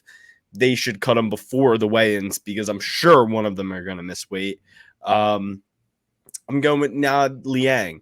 But before Luke interrupted me, when I said Puerto Rico is like a third world country, I meant in some parts. In some parts, it's super freaking dangerous, and you have to really worry and keep your head on a swivel and not stop at red lights. But there are some parts where it's heaven on earth. It's absolutely amazing. It looks like you're in Thailand, you know? Yeah, I mean, I'm sure you could say that about just about every place on the planet. Pennsylvania. You got the bad places, you got the good places. That's Pennsylvania. Don't go to Philly. Everywhere. Pennsylvania. Do not go to Philly. Go to Philly. Hang out everywhere else. It's a beautiful place. It's very nice. Go to Philly. They would love your commerce. It's a good spot. Don't worry about it. All right. As far as my pick, I'm going with JJ Aldrich. I would pick her against, Zhang Wei Li. I'd pick her against just about anyone. You say that she's made of milk. I say that older women need milk. If we know anything about that we know that older women need that bone density that milk supplies. So I would say that JJ Aldrich is a good fit coming out of Denver. Some hardy women coming out of there. She's a little short for the weight class, but she's fast. She throws a lot of volume. She's a good counter striker. Liang stinks. She's been knocked out twice in a row. And a 19-hour flight is nothing compared to what JJ Aldrich's ancestors probably went through to get her to Denver. You know what I'm saying? Potato famine? Huh? The potato famine? First of all, Ireland is closer to the East Coast. That's why, New York City and the East Coast has a lot of Irish people. You don't see them going out all the way to Denver. That means that JJ Aldrich's stock is hardy people times 2. We know the Irish are tough, but when the Irish get all the way out to Denver, Colorado, that is a tough stock of people right there. That is JJ Aldrich's background, and I expect her to carry that that voyager, that traveler mindset into her travels to Singapore on a private jet, watching 3 to 4 quality movies. Maybe catch a little bit of tape on Liang. She'll be fine. She'll have plenty of things to distract her on the flight, keep her comfortable, and able to win this fight when it comes about. So I like JJ Aldrich for the milk, for the ancestry, and for the skills. It's a triple threat. It should be triple P'd. Dan, if you knew anything, you would know that the Aldrich family got caught up halfway through the Oregon Trail. They didn't even make it all the way to Oregon. They got distracted in Colorado. They were smart. They're like, oh, I'm gonna go all the way to Oregon to have my small business ransacked in Portland. No, I'll stay here in Denver and have better chances here. Not great chances, but better chances. So I think that her family was not only smart but hardy. So you're only strengthening my argument. So thank you. And Dan, on top of that, milk does not increase bone density. That is just a fallacy that fat kids' moms tell them. Calcium does, which is in milk. Very small traces. If you knew anything about big milk, you would know that this is all fallacy. It doesn't help your bones. I've broken bones. I drink 3 pints of milk a day. Anyway, let's get on to the next bout while Lukey's still doing his little tinkle. Next up we have Lord. I am Lord. Michael Oleksiejczuk versus Chitty Bang Bang, Chitty and Njokuani. Dan, what do you think about this fight coming up right here? This is tough. In all seriousness, like, fights with my boys are always hard to pick because I obviously always initially go with my guy, but then I think, well, I'm only going with them because that's my guy, and so I triple think myself. But now you got a little guy on guy action. These are both your guys. Now I got some guy on guy action. I feel like Lord is coming into his own. I know he's coming off of a loss, but I feel like, his major weakness is obviously the grappling. I feel like it's gotten to a point where it's good enough that he'll get taken down, but he'll get up relatively quickly. The cardio is getting better, and the boxing is always superb. So I feel like Chitty and Njokuani, he's obviously a very well-rounded fighter. He's got some pop in his hands. He can submit you. But I feel like there are some holes in his striking defense that I feel like Michael Oleksiejczuk, my lord, will be able to exploit. So I'm looking forward to that. I like the Polish fighter here, Michael Oleksiejczuk. Sweet. So who did you pick, Alex? I haven't picked yet. I was about to. Do you want to go first? You can go ahead. Second. All right. I'm going to take Chitty Bang Bang. And here's why. Michael Oleksiejczuk is a bit of a counter striker. Doesn't really initiate the action. Not much pressure. Chitty Bang Bang has a 6-inch reach advantage and a 3-inch height advantage. And although he is a little bit older, I think for males, especially at this weight class, 32 to 35 is probably the peak of your career. Or 20, I would say 29 to 25 or 29 to 35 is the peak of a man's career in the UFC. I think Chitty Bang Bang has faced a lot tougher of opponents and fared a lot better against tough guys. Yes, Oleksiejczuk went against a hammer and Kyle Barral, and he showed some glimpses of some good things, but I just think the difference in height, reach, athleticism is just going to play too much of a part. And in this striking battle, I don't think Chitty Bang Bang takes him down once. I'm going to go with Chitty Bang Bang as well. For most of the same reasons Alex said, I just think that he's also in more of a must-win situation. I think that he's probably going to come in here and fight a smart game plan. It's going to be a close fight, tough fight to call, weird fight to call, weird fit, weird style matchup. It's just an interesting kind of pairing, and a lot of chaos could be created. So I'm going to go with Chitty Bang Bang. Would love to see some odds on this, though. Because I'm not sure. I'm like, what's the mark? And it even looks a little dead even on Tapology. 60% believe, I think, Lord, and 40% believe Njokuani. So pretty split decision there. All right, cool. I knew Dan would side with Lord on that one. Dan's a big Lord head. Loves Lord. Big Lord head. I don't think he calls himself Lord anymore.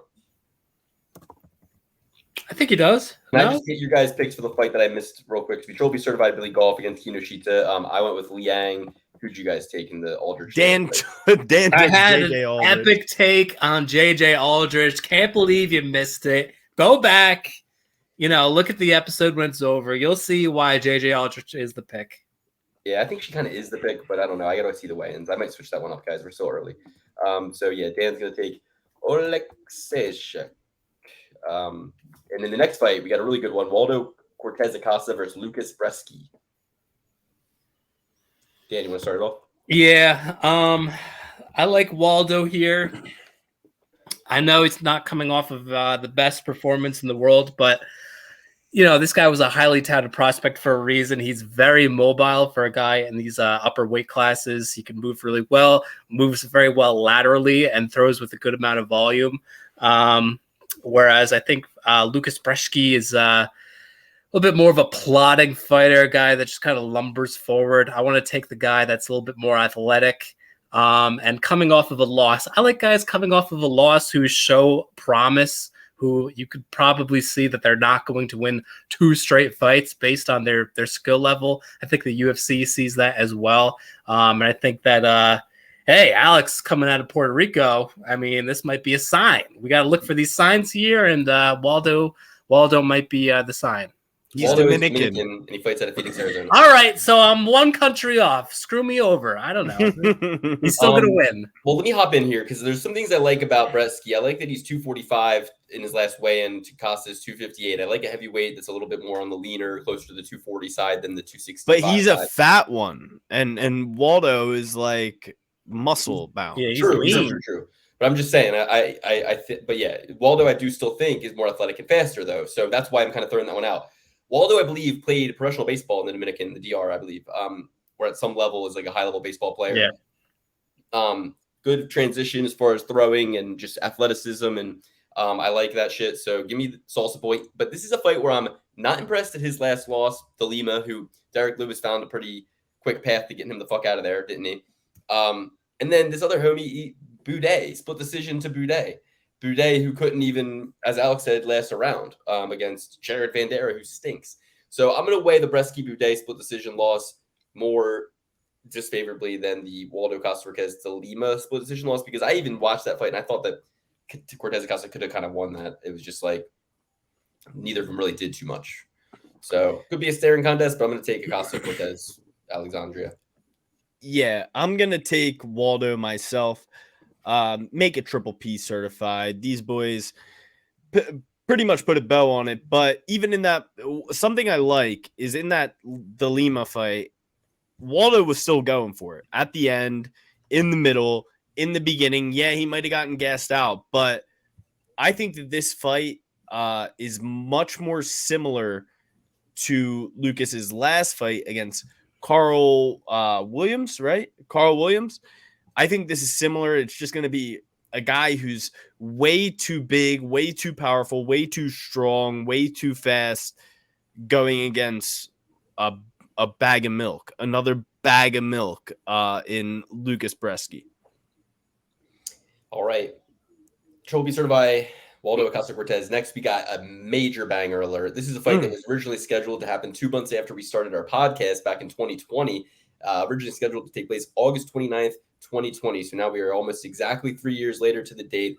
In those 3 years, Giga Chikadze has amassed a win streak, followed by a capstone loss to Calvin Kattar. He beat Omar Moraes up. He knocked out Jamie Simmons. He knocked out Cub Swanson. That's how you get Cub Swanson out of there, Hakeem Dawadu. That's what you're supposed to do to Cub Swanson.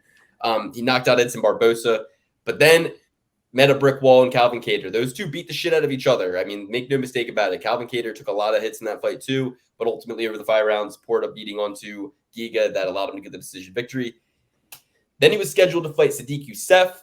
That would have been an amazing fight, Sadiq Youssef versus Giga Chikadze, but it was canceled. It was supposed to take place in September, and they probably just wanted something to really get the Singaporean audience going, and they matched him up with one Alex Bruce Leroy Caceres, 21-13, most improved fighter.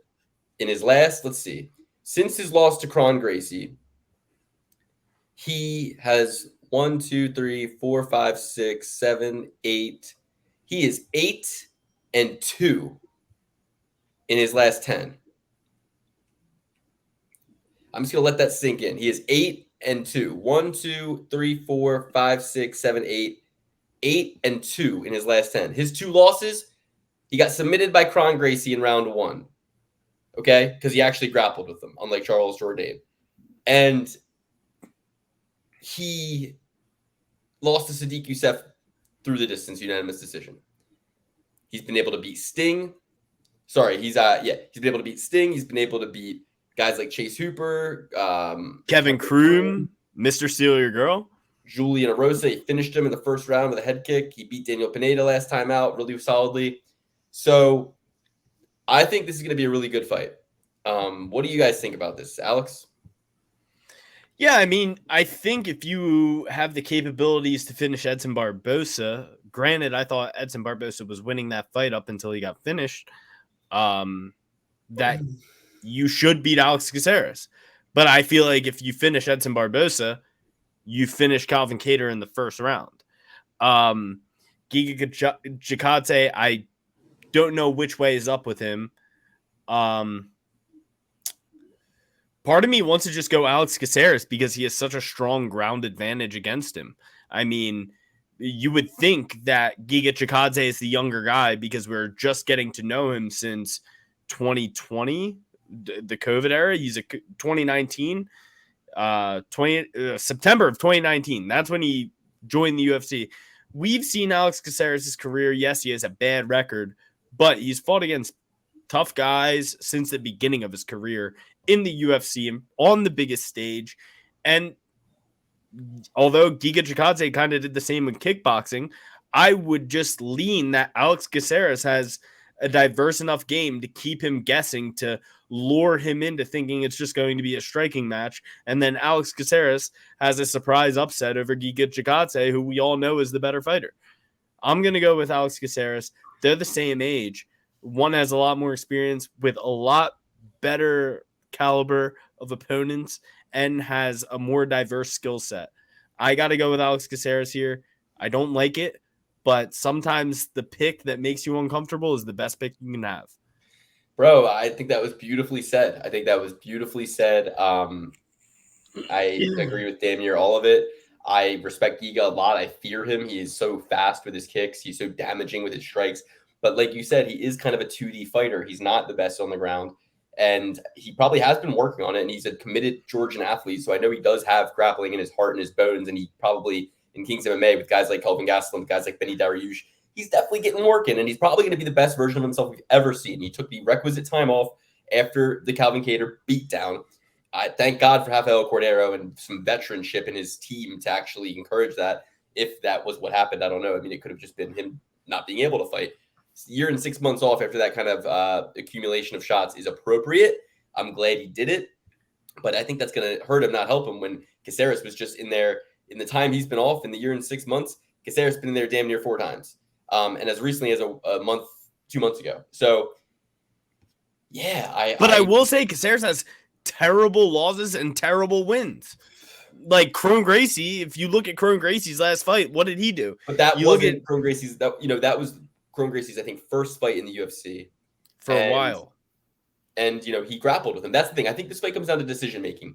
If Caceres, who I think Caceres usually thrives in striking environments where he's the longer guy. He's not going to be in this one. They're pretty evenly matched up. Even though Giga feels like he's smaller, he's not smaller. They're about the same size.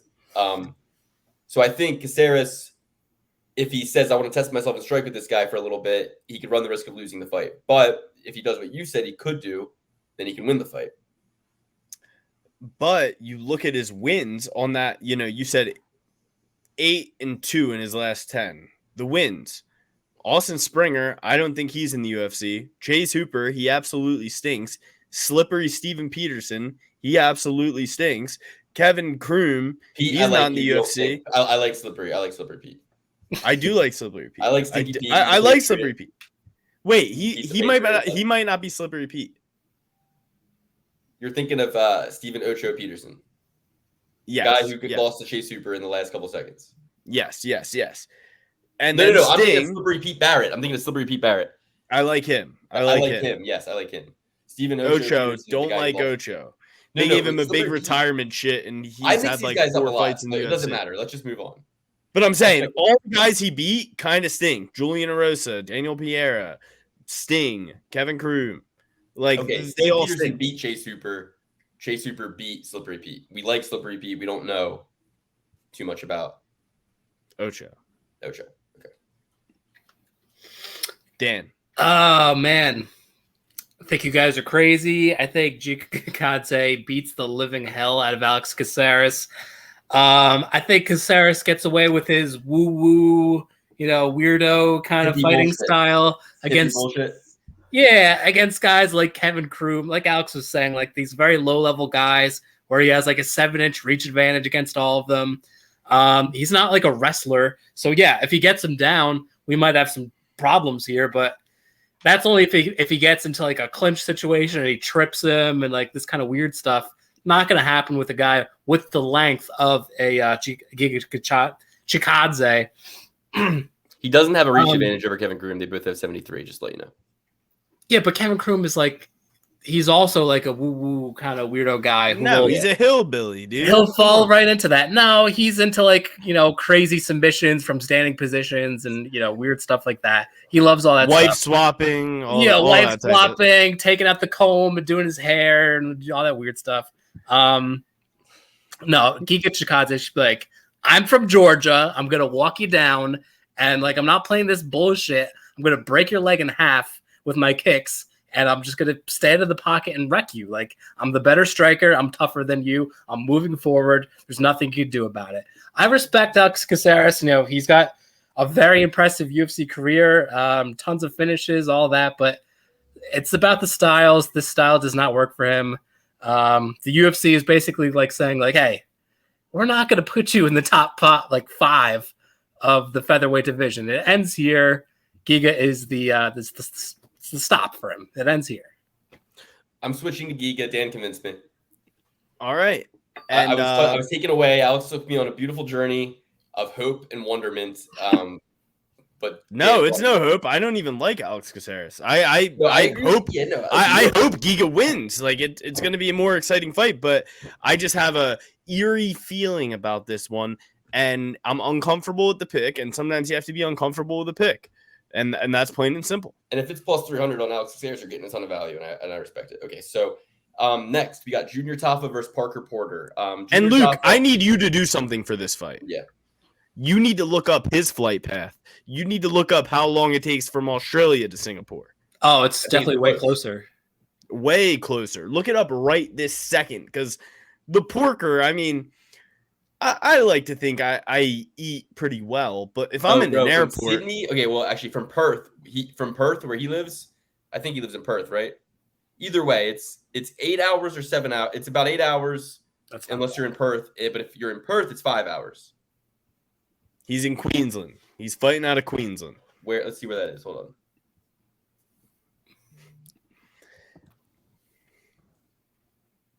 on. Okay. It looks like Queensland is okay. Hold on. Queensland to Singapore. Flight time. You're going to have to fly out of Brisbane, Cairns, or the Gold Coast. We're looking at, there's 7 nonstop flights from Brisbane for 8 hours. And then if he flies from the Gold Coast, it's going to be 12. I mean, everybody on this fight card. It's like Canada, you know what I mean? These countries are vast, so it doesn't really matter if you're closer. Your island is closer. You got to fucking fly all the way over your own big ass island, you know? Australia, the only country that has its own continent. Unless you live in Singapore for this card, the shortest flight time for everybody is going to be like 6 hours. Like, nobody's living close to Singapore. Okay. How close is Japan from Singapore? Yeah, this is great to know. It's definitely closer than Connecticut, though. Connecticut's 18 and a half hours. Yeah. Yeah. Like, way closer. That's 10 less hours. And he's a big dude. Imagine you're that. Like, and you're seeing the Chick-fil-A in the terminal. You're seeing the Philadelphia. So he doesn't need to cut weight, but he's just I'm saying JJ's gonna miss weight. JJ, I told you they're not gonna miss weight. I told you they're not gonna make weight. I don't think either of them will. JJ's not making weight. I will bet my cell phone right now that JJ is not. She's gonna be in the airport. She's gonna get Chick-fil-A. You're 100% right. She's got some love handles already. She's already got to retain all that sodium and water from the plane. She's gonna retain it all. She's 8 ounces of milk in a 6-ounce bag. Dude. Irish, very Irish. The only thing that might help is if the Singapore cuisine just fucks up her stomach as soon as she lands. Since she's used to just like that milk and milk steak, and you know what I mean. And then all of a sudden she just like it's BYOM, dude. She just purges everything from the. No. If you know anything about JJ, it's BYOM every time. Bring your own milk. Bring your milk. Bring your milk to every fight. That old rotten, that radiation in the corner, Luke, in the corner, they give her milk. They don't even give her water because she's so used to milk. I'm milk boy, so I love milk. Okay. I'm taking Junior Tafa, the juggernaut here. I think he knocks Parker Porter out. He's 12 years younger. This is crazy. This match shouldn't be happening. It should be illegal. Dana White shouldn't have sanctioned this. Singapore. This match has to happen in Singapore. That's fucking. I don't give a fuck. It has to happen in Singapore where there's looser regulations, I would assume, because nobody would say. No, I'm kidding. I mean, Parker Porter has a right to fight this guy because he's got, 22 fights to his 5. But Junior Tafa has been fighting his entire life. He's probably 304 with his cousins, you know what I mean? And his friends and the fucking sad sacks that are coming out of the bar at the same time as him. But it's like, you're 26. He looked like shit in that last fight. And I knew Mo Usman was going to beat him. And it ended up, having a lot to do with that. Wait, didn't he get eye poke? He got eye poke crazy. That was Justin Tafa. That was Justin Tafa. Oh my gosh, there's too many Tafas. But I picked Mo Usman to beat him as a big time underdog, and he did. He squashed him. So, no, it was definitely Junior. Luke Junior was the one that got his eye picked. It wasn't Justin. Justin's much more felt. It was It was who poked his eye. I thought Muhammad Usman poked Junior Tafa's eye, and then it went to a decision. Yes. No, because the fight. No. Because the fight with Justin Tafa, the fight where that was a no contest. Yeah, it was against Austin Lane, remember? And I picked Austin Lane to win in that situation. So I'm big time faded on the Tafa bros. But yeah, so that was an unintentional eye poke, no contest. 29 seconds into round 1 against Austin Lane. Austin Lane was gonna fuck him up and win that fight though. Here's my thing. I'm going with Junior Tafa, but he can't wrestle worth a shit. And Parker Porter's a black belt with jiu-jitsu tattooed on him. I'm turning the car around. I'm going with Parker Porter here. Parker Porter is a black belt with the word jiu-jitsu tattooed on his body. Junior Tafa got taken down by Muhammad Usman and dominated for 3 rounds. If Parker Porter wants his fight on the ground, it's going to the ground. Not to mention nothing. Parker Porter's going to win. Parker Porter all the way. Porter looked very good in his last bout, came in very much in shape, probably the best shape he's been in his UFC career. Flabby. I love the grappling. He was way better in shape than he's ever been in. He was way fatter and he was way portier. He looked like he got some lipo. Huh? He looked like he got some lipo. Listen, Ozempic is hot. He is on Ozempic, okay? Test him. Where's USADA when we need them? But listen, yes. Pull it up. Definitely not medical as advice. As far either. as this fight is concerned, Ozempic. You're kidding. He is not on Ozempic. He might be on Ozempic. Maybe. USADA, please do not come to Connecticut. Let him go. Let him go for this one, and he will have the grappling advantage and get a submission on Tafa. Whether it's Justin or James, whoever it is, doesn't matter. he will get the submission. All right. I don't know. We've been talking about these Boston charity cases for a long time, but I think the Boston Mafia might be onto it. They might bash Dana White's ears again if they keep letting all their Boston boys. He's from Connecticut. It's not Boston. If you know anything, Connecticut doesn't. This has not been our best show for regions. But, you know, the guys fought Johnny Bones Jones. I think that he's just going to be bigger and just like, you know how Bradley Martin says that, like, what happens if I get a hold of you? You know, what happens if Parker Porker gets a hold of you? Like, that pig is going to, he's going to look at you like a bucket of slop. Come on now. Parker Porker is probably the best pick here. Damn. I really don't want to take Junior Tafa, a guy with 5 fights, against Parker Porker, who looked in the best shape of his life. Yes, he has to fly from farther away, but he has a room to eat that Chick-fil-A. He can eat that Chick-fil-A. He might be getting gout on the way over, but he has a higher potential to win this fight than Junior Tafa just landing one lucky strike. Do you know there's a restaurant in Singapore called The World is Flat, and they have a flat earth burger? All right, Luke, come on. This is not political advice. All right, save it for the Patreon. Yeah. Okay, so here's what I'm thinking, guys. I'm thinking the reason it takes so long to fly to Singapore is because they have to take you a back route to prevent you from finding out about the flat earth. But that's neither here nor there. Go to the restaurant if you're interested. The World is Flat in Singapore. Jewel Chiang. Oh, it's in the airport. It's in the airport. This is truth in plain sight. Plain because it's flat. It's a plane, Alex. This is truth in plain sight. All right. They have a flat earth. It says the world is flat, and it's in the airport.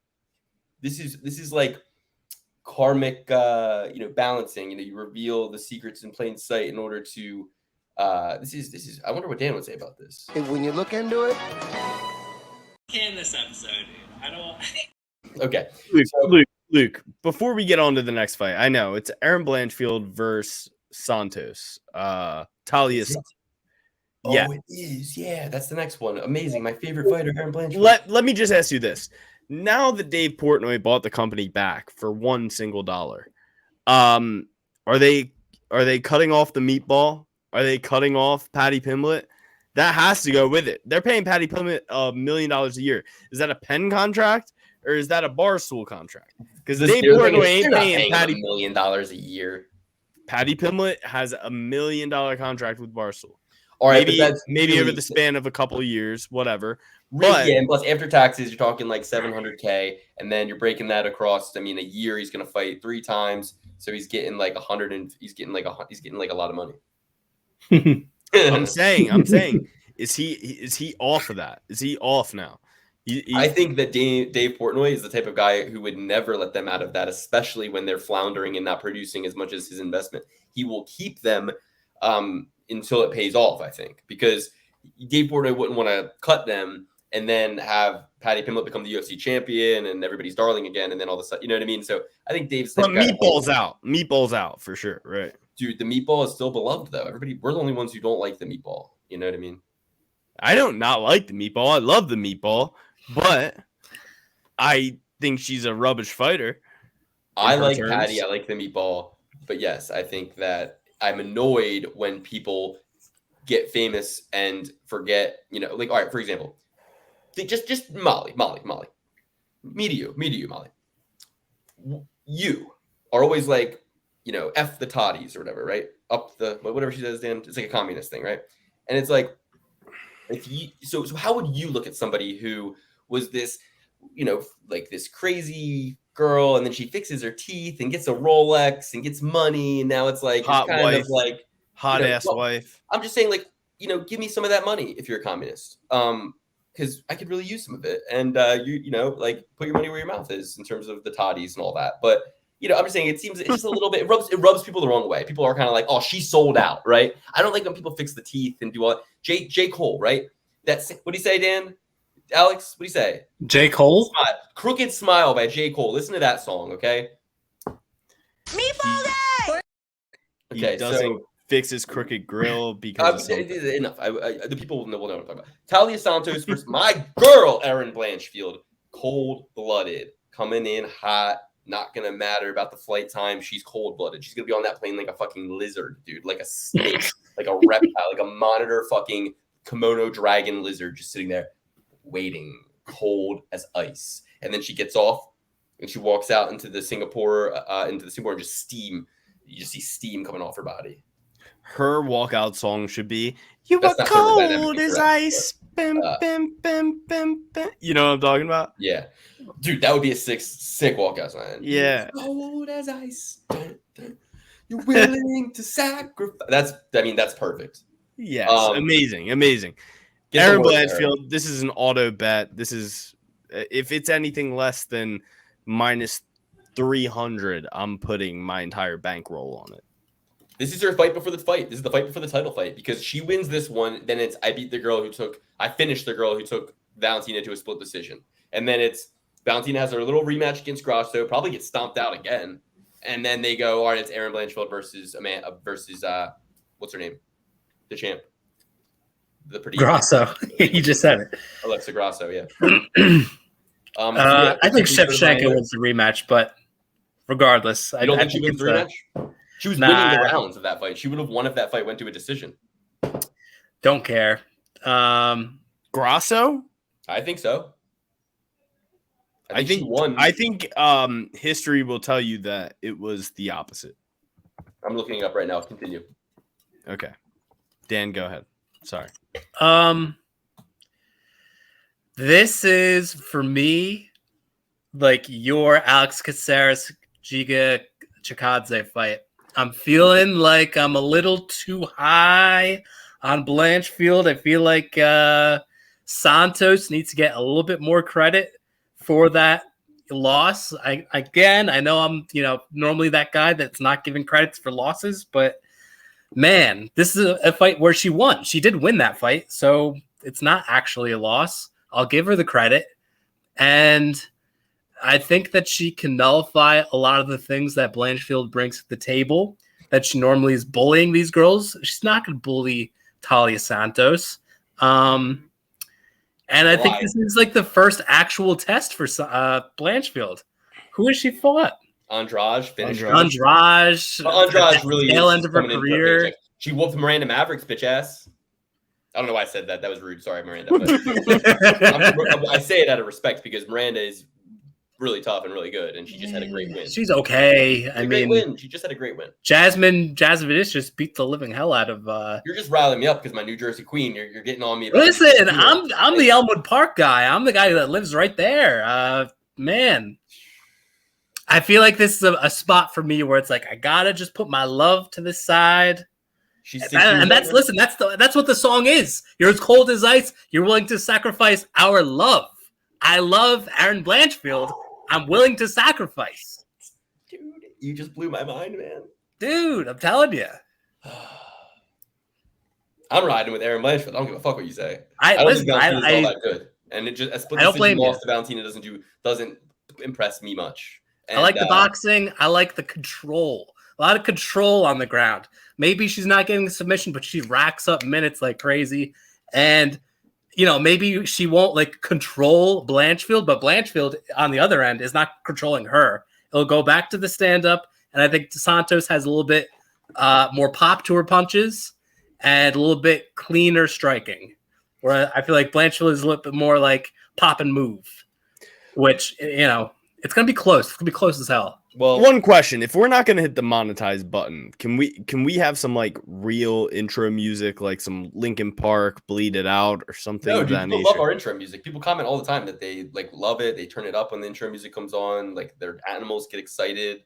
People say that when you say no black cats, the dogs in the house, they see the cat, they start barking. So people love the intro music. We're keeping it. We're kind of tied and anchored to that intro music forever. I mean. But now we can play copyright anything. Louis J. Gomez kind of thing where we have the intro music, but then music starts playing once like, you know what I mean? After the intro music, then like it's us and like music's playing a little bit and we're like, yeah, but I still think it's not, even if you're not monetized, I still think you're not allowed to use copywritten content. You know what I mean? So I think you're just not allowed to make money off of that content. Fair use. Fair use. Comment on the song and be like, fun fact, Linkin Park, Chester Bennington was, you know. Hold on. All right, fair enough. Let's get on to the next one. Chester Bennington versus Rainya Nakamura. I was saying Chester Bennington. When you look into it. Oh my gosh. Demonetized. Demonetized. No, yeah, you can say whatever you want now. I'm pulling all restrictions off content from YouTube. I mean, if you want me to delete, I mean, I don't advise you to say whatever you want, but I don't care. I don't care about YouTube not whatever. Like, we're not going to monetize it, so just don't worry about it. All right, forget about it. All right, so next, who settled on Santos? Dan's going with Santos. Me and Alex are going with Cold Blooded. Next, we got Rainya Nakamura versus Fernie Garcia. This is actually a stacked card, man. There's some pretty good fights on here. Rainya Nakamura is the hybrid. He's the guy we talked about earlier. He's the guy who stomped out Kazama 33 seconds into the fight, 33 degrees of Freemasonry, 33 years in Christ's life, and 33 seconds in that fight. He's taking on Fernie Garcia, who's, you know, he's Fortis. You know, he's a bad dude, but he couldn't get it done against Journey Newson or Brady Heinstadt. For that reason, I'm not giving it a second thought. I'm taking Rainya Nakamura. Yeah, you have trouble with wrestlers, and now you're going to face an Olympian in wrestling from and that picture is him beating an Iranian, I think, right? Or an Indian. I think it's an Indian, but yeah. Indians very good at wrestling as well. Japanese good at wrestling. Cubans good at wrestling. Russians good at wrestling. Americans good at wrestling. That's the Power 5. That's the Power 6. However many I listed. Those are the good countries in wrestling where you have to worry about a world champion coming out of. Rainya Nakamura is an absolute beast. He's a hybrid. So you're telling me you got unanimous decision against Brady Heinstadt, fucking his favorite. Milk. Talk about a milk. Talk about too much milk. Way too much milk. If you guys played Skyrim, you know that all the Nords, they say, "Oh, milk drinker," you know. So Brady Heinstadt, absolute Nord, absolute milk drinker, absolute dork. He stinks. He looks up to Michael Chiesa, a literal jerk off. I hate, and I censored myself there. I censored myself there. I fucking hate Michael Chiesa, and I hope he never fights again. When he started cutting those gloves off, I was happy. I was like, thank God. Hopefully they get him off of the fucking broadcast too. Michael Chiesa, you absolutely suck. Chiesa and Felder need to get off the broadcast desk. They have their podcast. Enjoy your podcast. They give god-awful picks. They give ass fighters. They give ass fighters these broadcasting spots. Why? Because Anderson Silva's making enough money not doing this. Because Daniel Cormier is the biggest name you can possibly get. And guess what? He has to sit in there in some awkward situations when it comes to Stipe and John Jones. And guess what? They're fighting each other, and guess who's going to be on the broadcast? More than likely, Daniel Cormier. Two guys who sent him into the ether. Okay, but here's the thing. I'd much rather be Daniel Cormier with that cushy, sweet no-show job gig than I'd rather be Anderson Silva having a box Jake Paul, getting knocked down by Jake Paul for money. And that being the last thing everybody sees and remembers. So Nate Diaz made more money in one night against Jake Paul, getting knocked down once and just fucking putting his hands in the air and hanging on the ropes and acting like he was hurt and beating up Jake Paul for a good amount of the fight and just clowning around, you know, Nick Diaz versus Anderson Silva style. And he made $20 million that night. Oh, I'm glad that we just put Jake Paul in the same talking point as Anderson Silva now we can, but you're talking about a prime Anderson Silva technically, like in there on fucking. But I'm just saying, if you got like Anderson Silva, John Jones on the broadcast, Rich Franklin, even like at least somebody who has seen the pinnacle of the fucking sport, but you got dumbass Paul Felder crybaby Paul and liar, Felder. and liar Paul Felder. And liar and Paul Felder. and, and he's Paul so lied. He said, "I'm retiring because I don't want to have to leave my daughter for these fights." Bro, you fought 2 or 3 times a year. You commentate fucking 18 times a year. You're on the road. Like, what do you talk? Do you bring your daughter with you and let her stay in the hotel when you commentate? And you're pretty much there Friday. You're there like the whole weekend, right? I mean, this is crazy. That was a lie. And I don't like when people use their like the tug on people's heartstrings like that. Like he was crying in the cage. Like, no crying in baseball. Definitely no crying in cage fighting. And on top of that, the only 3 fighters who I give leeway to in the commentary booth: Michael Bisping, Dominic Cruz, DC. Why? Oh, why is that? Why do I give them leeway? Because they were all world fucking champions. And you have Paul Felder, Alan Jouban, fucking Angela Hill, all of these middle of the road fighters. There's been a million champions who would take that job. You don't think Jens Pulver would take that job in a heartbeat and have a little bit more insight than fucking Alan Jouban?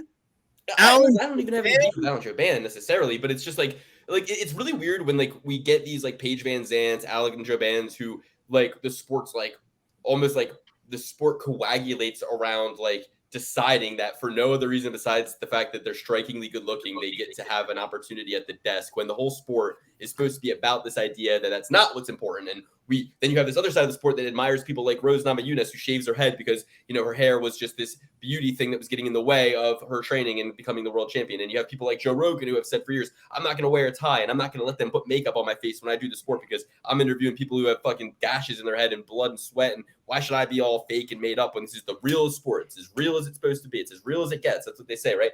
So I'm just saying, like, they ditched that tag. Oh, Alan Jouban, he's a cutie pie. Let's give him a desk job. It's like, okay, is that the only prerequisite to be a cutie pie? In that case, get my man. Who's that dude? The Japanese fighter that I love. Tatsuro with the best lips in the game. Get Sweet Lips Taiyara in there, maybe, because I would rather look at him than fucking Jouban, and I don't even know what he's saying. He doesn't even speak English. The Shohei Ohtani of MMA. Let me put forth one person for the job, okay?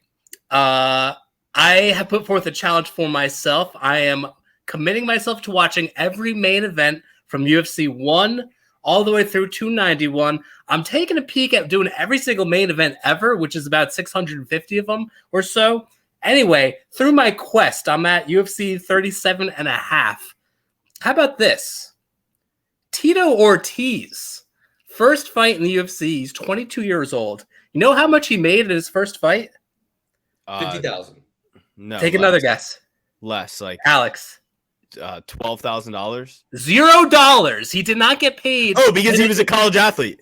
Yeah, he was a college athlete. He did not get paid in his first, I think, couple UFC fights, if not at least just his first, which is enough for me. Okay, this guy.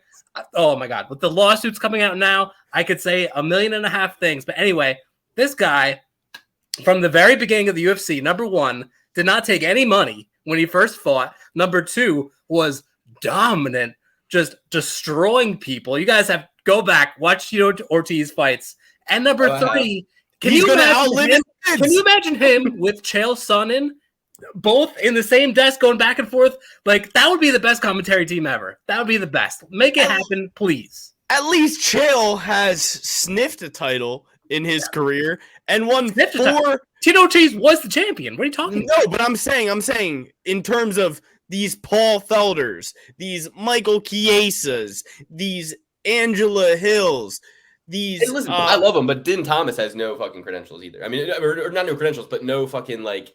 Nobody knows who he is. You know what I mean? Like, Dana White knows who he is, and he's his buddy. That's it. No offense. He beat Matt Serra. He does a great job. He beat Matt Serra. He has one of the most historic blunders in UFC history, where they raised Matt Serra's hand in the cage and then told Dean Thomas in the back that he actually won the fight, and they read the judges' scorecards wrong. That might be one of the biggest things in UFC blunders. I love Dean Thomas, but I gotta just throw the facts out. At least he's fucking funny. At least he has a personality. No one who watches the UFC today has ever seen him fight. That's what I'm trying to say. No one who watches the UFC today has ever seen him fight. And I'm not saying that that's what matters, but your fights have to at least like you have to be a Randy Couture or a Tito Ortiz, like Dan's saying, where like your fights matter enough to withstand the test of time that people are like, oh, that's what's his name, like that's Alan Jouban. Same thing. Nobody remembers Alan Jouban's fights. Nobody fought, like, or no one has ever remembered an Alan Jouban fight. Put Chael on the broadcast. Everything, every single thing. Put Chael Sonnen in that seat. Put Chael Sonnen in that seat. He's angling though to be way higher than that. If he goes for the seat, he's gonna be like, "This is a downward move." Yeah. No, it's not. It's not. It's an upward move. It's an upward move. I'm telling you. It's better than the UFC. It's better than the UFC post show. It's better than the UFC post show. The only reason I watched the UFC post show is because I heard Chael Sonnen was making his return to the broadcast booth, and that is the only reason I watched it. I've never lost. So never. Yeah, hot takes. I mean, probably, it's okay. We don't matter and we don't even exist. And Alex is just a short fucking idiot. Bad hide. Bad breath. Just tell him by his teeth. Mate, I got the best teeth in I got the best teeth in London. What you talk about? What you talk about, mate? You got your teeth fixed. Shout out to the MMA guru. Guys, if you watch this show, Cyclops? I loved it. Once he said Cyclops, I lost it. I absolutely lost it. Oh my word. Oh my god. All right. And you're defending John Jones. I made a silly little impression. He's like giving John Jones all the grace in the world. And then somebody from his home country, like somebody who like likes the same thing he likes, pulled himself up, got himself out, I loved how in the beginning of the video he was like, "Oh my gosh, Michael Bisping messaging me. I'm so excited. Like I've been the biggest fan of him my whole life. I'm so fucking excited." I mean, I was a fan of Ian Gary before his wife broke bad on me and insulted me. I had no problem. That's what broke the camel's back, huh? And you know what? Perfect transition. I was very much a fan of Anthony Smith, and we trophy certified him against Alexander Rakic. And in hindsight, we all probably were either drunk or had a concussion to do something like that because that was the silliest thing we've ever done. That was the silliest thing we'd ever done. And we came on the show after he lost that fight. A fight that not only did he lost, but he looked like he didn't even try. I mean, Anthony's really fallen into this like crybaby phase of his career where it's always just like feeling sorry for himself and going like, if it wasn't for this dang knee hiccup, it's my pinky.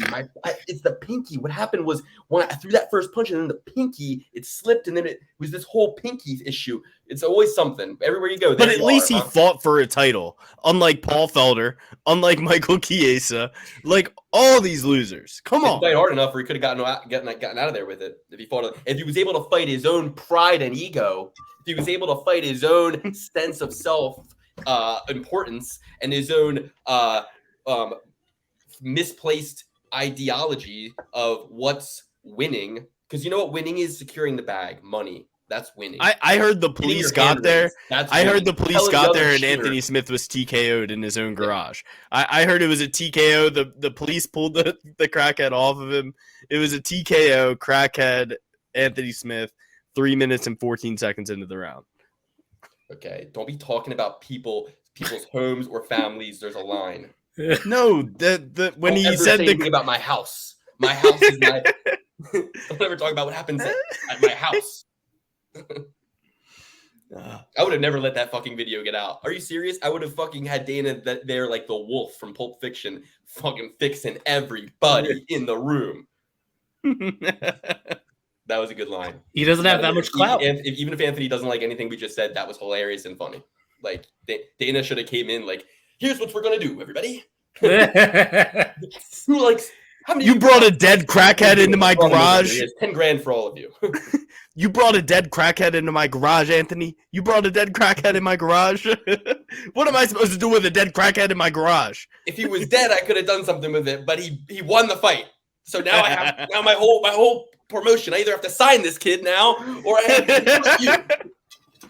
I either have to sign him or cut you, one or the other. Or he just pulls out a big bag of money, looks at all the cops, and he goes, "Or we all shut the fuck up." Handing bags of cash to the cops. They're deleting their body camera footage, so they're deleting the ring camera footage. Like, what the fuck? Hilarious. All right. Anthony Smith taking on Ryan Spann. The Lionheart is a UFC mainstay, 35 years old, coming out of Omaha, Nebraska. He is training at a Factory X Muay Thai, though. Up and down relationship with coach over there, Mark Montoya. Coming off back-to-back losses. Very surprised Johnny Walker didn't put him completely unconscious like he did Paul Craig. Real bad move for Johnny Walker. Johnny Walker, not somebody who's trustworthy either. Magomed Ankalaev, though, did KO Anthony Smith with ground and pound 1 year ago. The fight before that, he got a submission near naked choke a year and 10 months ago over the very same man we are talking about here today, Ryan Spann. And Ryan Spann, as recently as 4 months ago, got submitted with a triangle choke by Nikita Krylov. So that just shows you that his grappling hasn't really improved since that Anthony Smith chokeout loss, right? He KO'd Dominic Reyes. I'm at the point where I look at Dominic Reyes and Anthony Smith in the same kind of category. Guys who the peak of their career was losing to John Jones, and now they're not going to be getting anywhere near that title again anytime soon. So coming off back-to-back losses, and weren't people just talking about like Anthony fucking Smith fighting for the title, Dan? Like, speaking of the bad commentary team, Cry baby. Wasn't Crybaby somebody making a case for Anthony Smith when they announced, because oh yeah, that's right. Now I'm remembering. Anthony was there, and they announced that it wasn't going to be him, and then he's like, when Glover, when Glover fought Jamal Hill, yeah, he was like, oh well, I was supposed to fight Jamal Hill last week, and he took this opportunity. So Rackets was hurt, and he was ranked above Smith, and he was like, so I deserve to fight. Yeah, Jamal Hill, the same person that I was scheduled to fight. Out, dude. You're not fighting the guy. Dude, and how fucking dumb is Anthony Smith that he gets his teeth knocked out, choked out, or not even choked out by Glover Teixeira, absolutely outworked in the jiu-jitsu department, and then still savagely beaten to a pulp by Glover Teixeira, that he decides, I'm going to go into a grappling competition with Glover Teixeira. I know that's what he beat me in our fight, when, I actually had other weapons to use, but let me just grapple the guy. Anthony Smith makes bad decisions, Luke. And you can tell by his tattoos. Yeah. Tattoos are for whores and douchebags. That's what I think. Well, Ryan Spann has some pretty dumb ones, too. Yeah, I mean... He has literally, like... What was that old Dane Cook joke about Superman shirts, Luke? Think about this. DC is so pissed because DC is so or not DC, fucking sorry. Disney is so pissed because Disney owns Marvel, right? Superman is a DC property, okay? So he is on Disney, on ESPN with a fucking competitive licensed art, like that they probably have to pay like Stan Lee estate for that to use that.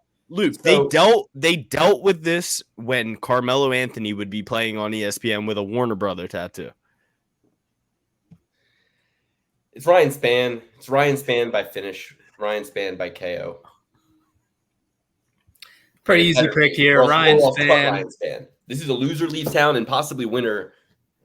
No. Doesn't stick around either. If Ryan Spann loses, he's not going to leave town.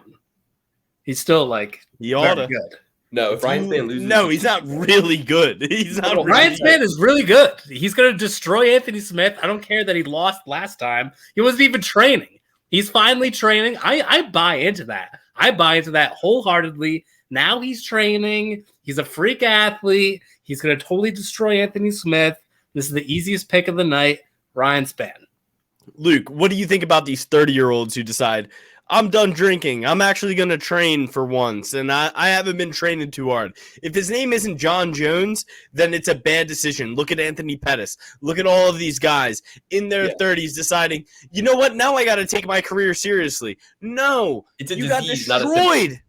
You got destroyed. You got destroyed by Anthony Smith. You got destroyed by him. First round. What was it, a triangle choke? Rear naked. You got triangle choke in your last fight by Nikita Krylov.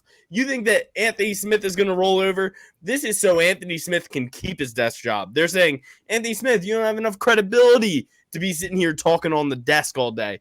People are asking for Chael Sonnen. Please, Chael Sonnen's coming back in the mix.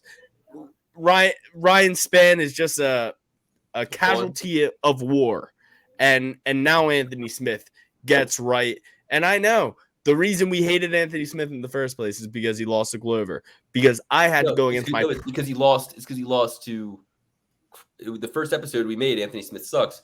That was after he lost to Krylov. But really, we Anthony Smith didn't lose to Krylov. The first fight he lost against, which we covered, it was Rakic. Glover Teixeira. Rakic. It was Rakic. I had to go against my principles. I had to take Anthony Smith. And I remember we talked about this on the podcast the first time we covered Anthony Smith. And he got beat the shit out of by Glover Teixeira. 2025, right? Yeah. May. So we had already been covering May 5th, May 9th is the first podcast we did. How about this? The first ever fight that we ever covered was Ryan Spann versus Sam Alvey. That was that Tony Ferguson, Justin Gaethje card out of COVID. What date was that? What date was that? First ever fight we ever May 9th. covered. May 9th, right? 2020? Correct. Okay, so we definitely covered the Glover Teixeira fight, and I took Anthony Smith against my better judgment, knowing that me and Glover Teixeira have a very close bond. Yes, I haven't bought him a motorcycle, but I will repay the favor one day of my best friend, Glover Teixeira. He is a very nice man. And that's when we broke bad. That's when we broke bad on Anthony Smith. And he crybabied about it, just like he crybabies about everything. He is going to win this fight, and he's going to be like, oh, I worked so hard for this. You know, every fighter I fight against, I act like they're trying to hold my daughter hostage. That's what he said against fucking Johnny Walker, bro. Johnny Walker was like, what the hell are you talking about, man? Like, Anthony Smith gave him the crazy eyes. He didn't say you're going to hold my daughter's hostage.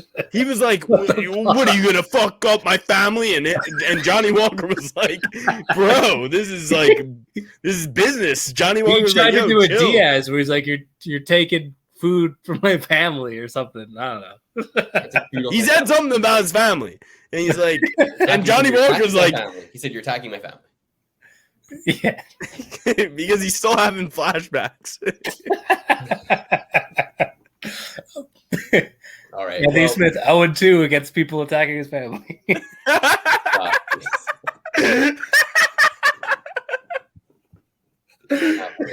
funny. It's you guys hilarious. are hard on Anthony Smith. You know, he's a friend of the show. I'm taking Anthony Smith. That's the craziest part. Me and Dan are taking Spann. I'm taking Spann by Smith. Smith's gonna go like this. He's gonna throw a punch and he's gonna like he's like he's gonna get like a cramp, and then he's gonna like but then we'll find out after the fact that it was like not an injury. Like it was like, you know, I don't know. It'll be like, I thought it was like it'll be like a nerve thing. I don't know. Yeah. It's like Michael Chandler, Sugar Sean O'Malley-esque. Yeah, something like that. All right, Max Holloway versus Chan Sung Jung. Finally, we're here. Max Holloway is like a insane favorite against CSG. He's what is it now? I think I saw. Let me check real quick. I saw a minus 850 already 2 weeks before the fight. People don't even know this fight's happening yet. You know what I mean? Yeah, I mean, he's 5 years younger than the Korean Zombie. He's got 4 inches of height. He's got, weirdly enough, though, Max has a weird ape index where even though he's 5'11", he's a very, like, not long arms. He's got a 69-inch reach. So I think Volkanovski has a bigger reach than him. I thought apes had longer arms than their height. They do. That's why it's called your ape index. How like are you more towards the ape or less or more towards the T-Rex? It's like the scale. But he's gonna have 3 inches of reach. Chan Sung Jung has 3 inches of reach on him. You know, a year and 4 months ago, I think that was definitely the requisite amount of time to take after that beatdown he had by what's his name? You know, Volkanovski. You know, this is Max Holloway's opportunity to prove that he is that guy, right? That he, you know, his only losses in this division really in recent memory are to Volkanovski, and he needs to prove that he needs to make a case to get himself back in there against Volkanovski, and he's got to just keep running through these contenders. And CSG is not really a contender at this point. He's coming off a loss, but this is a fight where even though it's going to be in Singapore and, you know, an Asian country, it's going to be Max Holloway who actually is the fan favorite here, and I think is cheered. Let's see what the flight time is. From Hawaii. And Hawaii's going through some hard times. Shout out to Cub Swanson. Shout out to Max Holloway getting through these wildfires in Hawaii and still 19 hours. Yeah. So basically you were probably going the other direction, but it's still just as far as any of the Americans. What does Cub Swanson have to do with Hawaii? He's Hawaiian. I think he's from California. No, Cub Swanson's Hawaiian, no? I don't know. No, I don't think so. South Korea. Look it up, Dan. I'll look it up. Look it up, okay? Don't just think things, South Korea. okay? No, so Chan Sung Jung only has a 6.5 hour flight from South Korea. 6 hours minimum, I told you. There you go. Bro, I am taking Chan Sung Jung. What? You are fucking stupid, okay? You are really, really, really dumb. You know who the last guy... Do you know, Luke, quick question. In the featherweight division, who is the last guy who beat Max Holloway? Alexander Volkanovski. That isn't named Alexander Volkanovski. Conor McGregor. Conor McGregor, 2013. Yeah. August 17th. Conor had a torn ACL in that fight.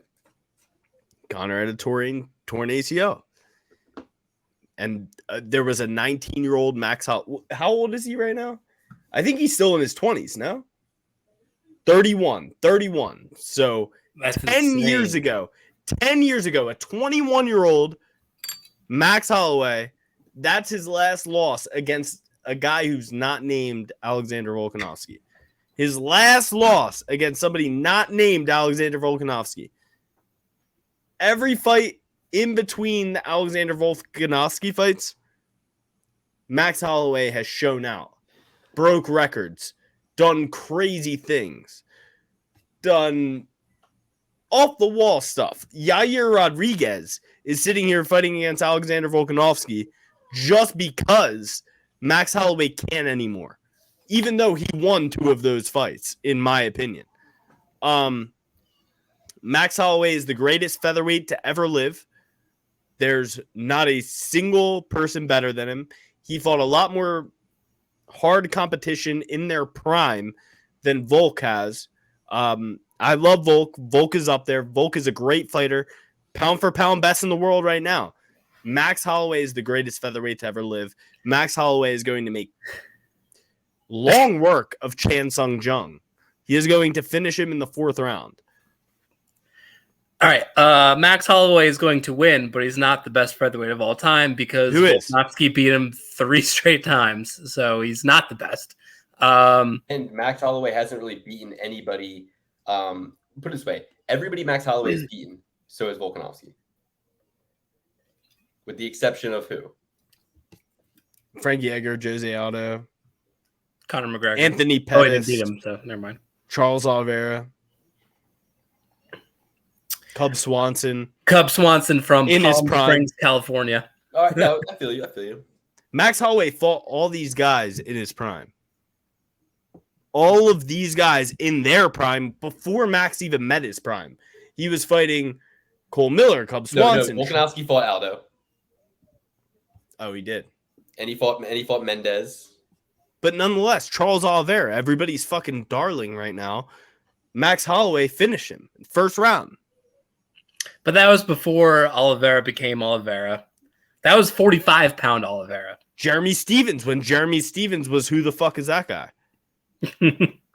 Exactly. I don't really think Chan Sung Jung's gonna win, but I'm not gonna take Max at these odds in this fight because it's too long of a flight. And the way that Max is gonna fight Chan Sung Jung is gonna be on the feet. These guys are wearing 8-ounce gloves. Anything can happen. I think Max is the better boxer, but I think if he's having a slower day from jet lag and fucking being in a different country and flying and all that, then Chan Sung Jung could get the jump on him. I don't know. He could. He knocked out Moicano. He beat up on Yair Rodriguez for most of that fight. I think that, listen, Volkanovski beat Chan Sung Jung like a drum, but Volkanovski beat Max like a drum in that 3rd fight. He beat the shit out of him. So Max is getting worse every time, not better. Don't let him fool you. It's just that he's already very good. So it's like John Jones. He's getting worse, not better too. That fight with Ciryl Gane, that people that went great, but he's lucky Cyril Gane has a soft French heart and like wilted under the spotlight in that moment because it could have been a lot more competitive. John Jones has, in all his fights before he retired, he was on an entropic downcline, and he came into that fight fat, out of shape, was not going to be able to go for cardio 5 rounds with Cyril Gane like that. He was way out of shape. You know what I mean? No offense. And I don't even really know what I'm talking about. I'm not even a real person, but I'm just saying John Jones was, to me, he didn't look like that. He looked fucking like Jamal Hill, you know? Yeah. All right, listen to this. When Alexander Volkanovski fought out Jose Aldo was 33 years old, maybe 32. When Max Holloway fought him the first time, Jose Aldo was 30. A much more prime Jose Aldo than Alexander Volkanovski fought. Max is and you can't deny that. Max is going to get dropped, and No. and then the fight's going to get stopped prematurely. Never. You guys talked me off Cub Swanson last week. He won. I'm taking Max. Luke's a Howley. Like he doesn't saying these words. I feel like Luke's a Howley. He doesn't know anything about all of the deforestation going on in Hawaii right now. Oh, let's not get into Howley. That. Luke, put up the thing. Put it up. I'm more of a local, you know. Thank you. Max Holloway's going to win. He's minus 850 for a reason. Way better boxer, way just better in general. Put him at the top of the ticket. He met Luke. Good enough for me. If you want to sprinkle a, not even a hedge, but like, you know, just a side bet on Korean Zombie by finish, he's definitely not going to win by decision. It'll be a fluke, crazy submission or knockout or something. Increase your odds even more. I wouldn't hate that, but, you know, Holloway at the top of the ticket for sure. Dan, was that intentional wordplay? What did I say? You said you're going to want to lay. There we go. All right, I'll formally switch my pick to Max Holloway. Thank goodness. All right, let's go over the final thoughts on the card. Deprive us of such an easy Triple B certified pick. And you hedge against it. If that's the last thing on your ticket, you got a juicy hedge play where you can bet a third of the money that you bet on your whole thing, or even less, to be equal to the whole sum of your perfect parlay. Yeah, like don't cash out. Just like put a little bit of money on the an actual hedge. Yeah, you just gotta calculate your own risk strategy and say, okay, if like let's for example, you know, and it's so funny because I said this actually. I was like, if I have going into this fight, you know, let's say I have Paul Craig at the top of that ticket. He was a big underdog against the last guy that he fought.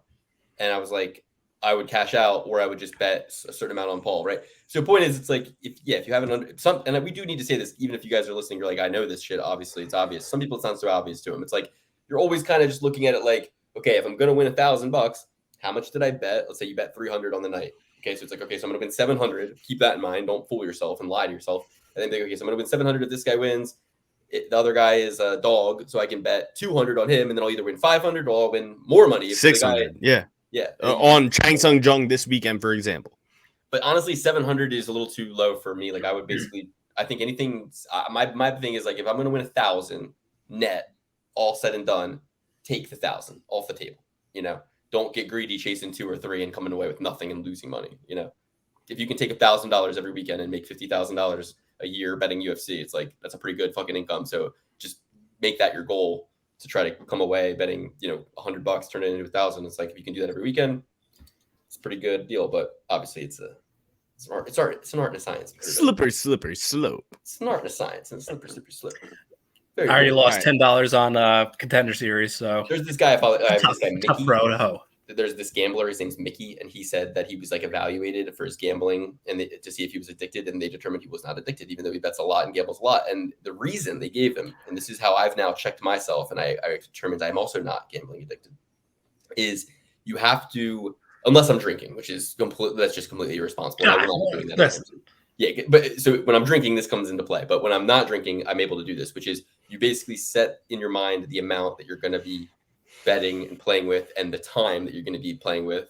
And then if you don't continue to do it, after you've decided, predetermined when you were going to stop, then you don't have a compulsion or an addiction or whatever. And that's me every Saturday, but on football season, I'll bet, maybe a little college ball, maybe a little NFL. I love it because just because I gamble all day long on every single fight, it doesn't necessarily mean I'm addicted, because I do stop when the fights stop.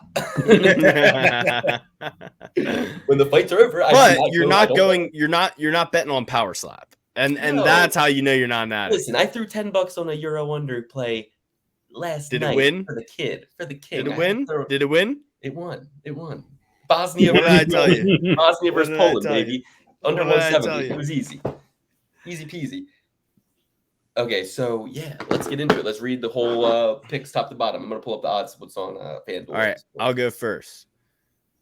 Garrett Armfield, Suwoo Choi, Ronaldo, Bedoya, the GOAT, Billy Goff, Liang, Chitty Chitty Bang Bang, and Njokuani, Waldo Cortes-Acosta, Alex Caceres, Parker Porker, Aaron Blanchfield, Rinya Nakamura, Anthony Smith, Anthony Smith, and then Max Holloway, of course, my favorite fighter.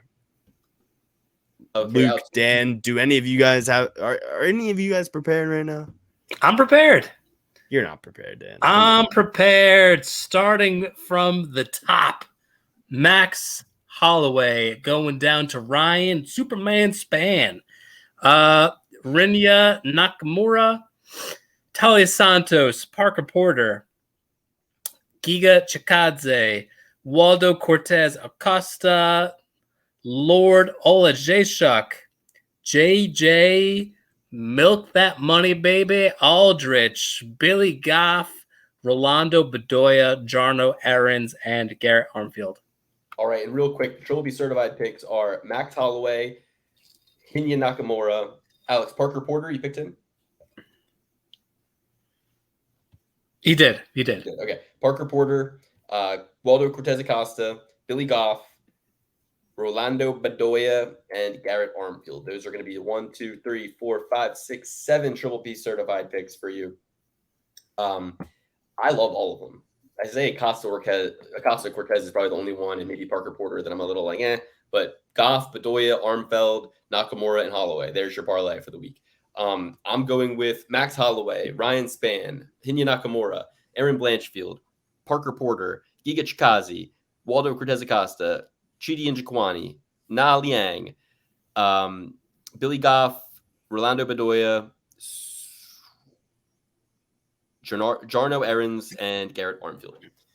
Those are my picks top to bottom, guys, for 2 weeks from now. Check in on the Patreon next week, and we will give you another run through of that card, see if anything's changed, see if any hearts and minds have changed at all. That's going to be in the Patreon. Make sure you get in there, help us support the show. And next week, we are having Eric Your Boy Anders on the show. So, Whole damn tide. Eric Anders is going to come on the show. Type in any questions in the comments. DM us on Patreon if you have any specific questions you want us to ask him. And without further ado, let's get into the Patreon and re-break down. We're going to do a compound fracture of UFC 292, Sugar Sean versus Aljamain Sterling. And Dan has not yet told us what he's thinking. I can't wait to hear it. So it's going to be a longer, more extended Patreon episode. We promised we would get you guys one after a couple short ones from the vacations and the absences and everything like that. But if you're not, we're going to get into the Patreon right now and break it all down. And please join us. Thank you. And enjoy the week, everybody.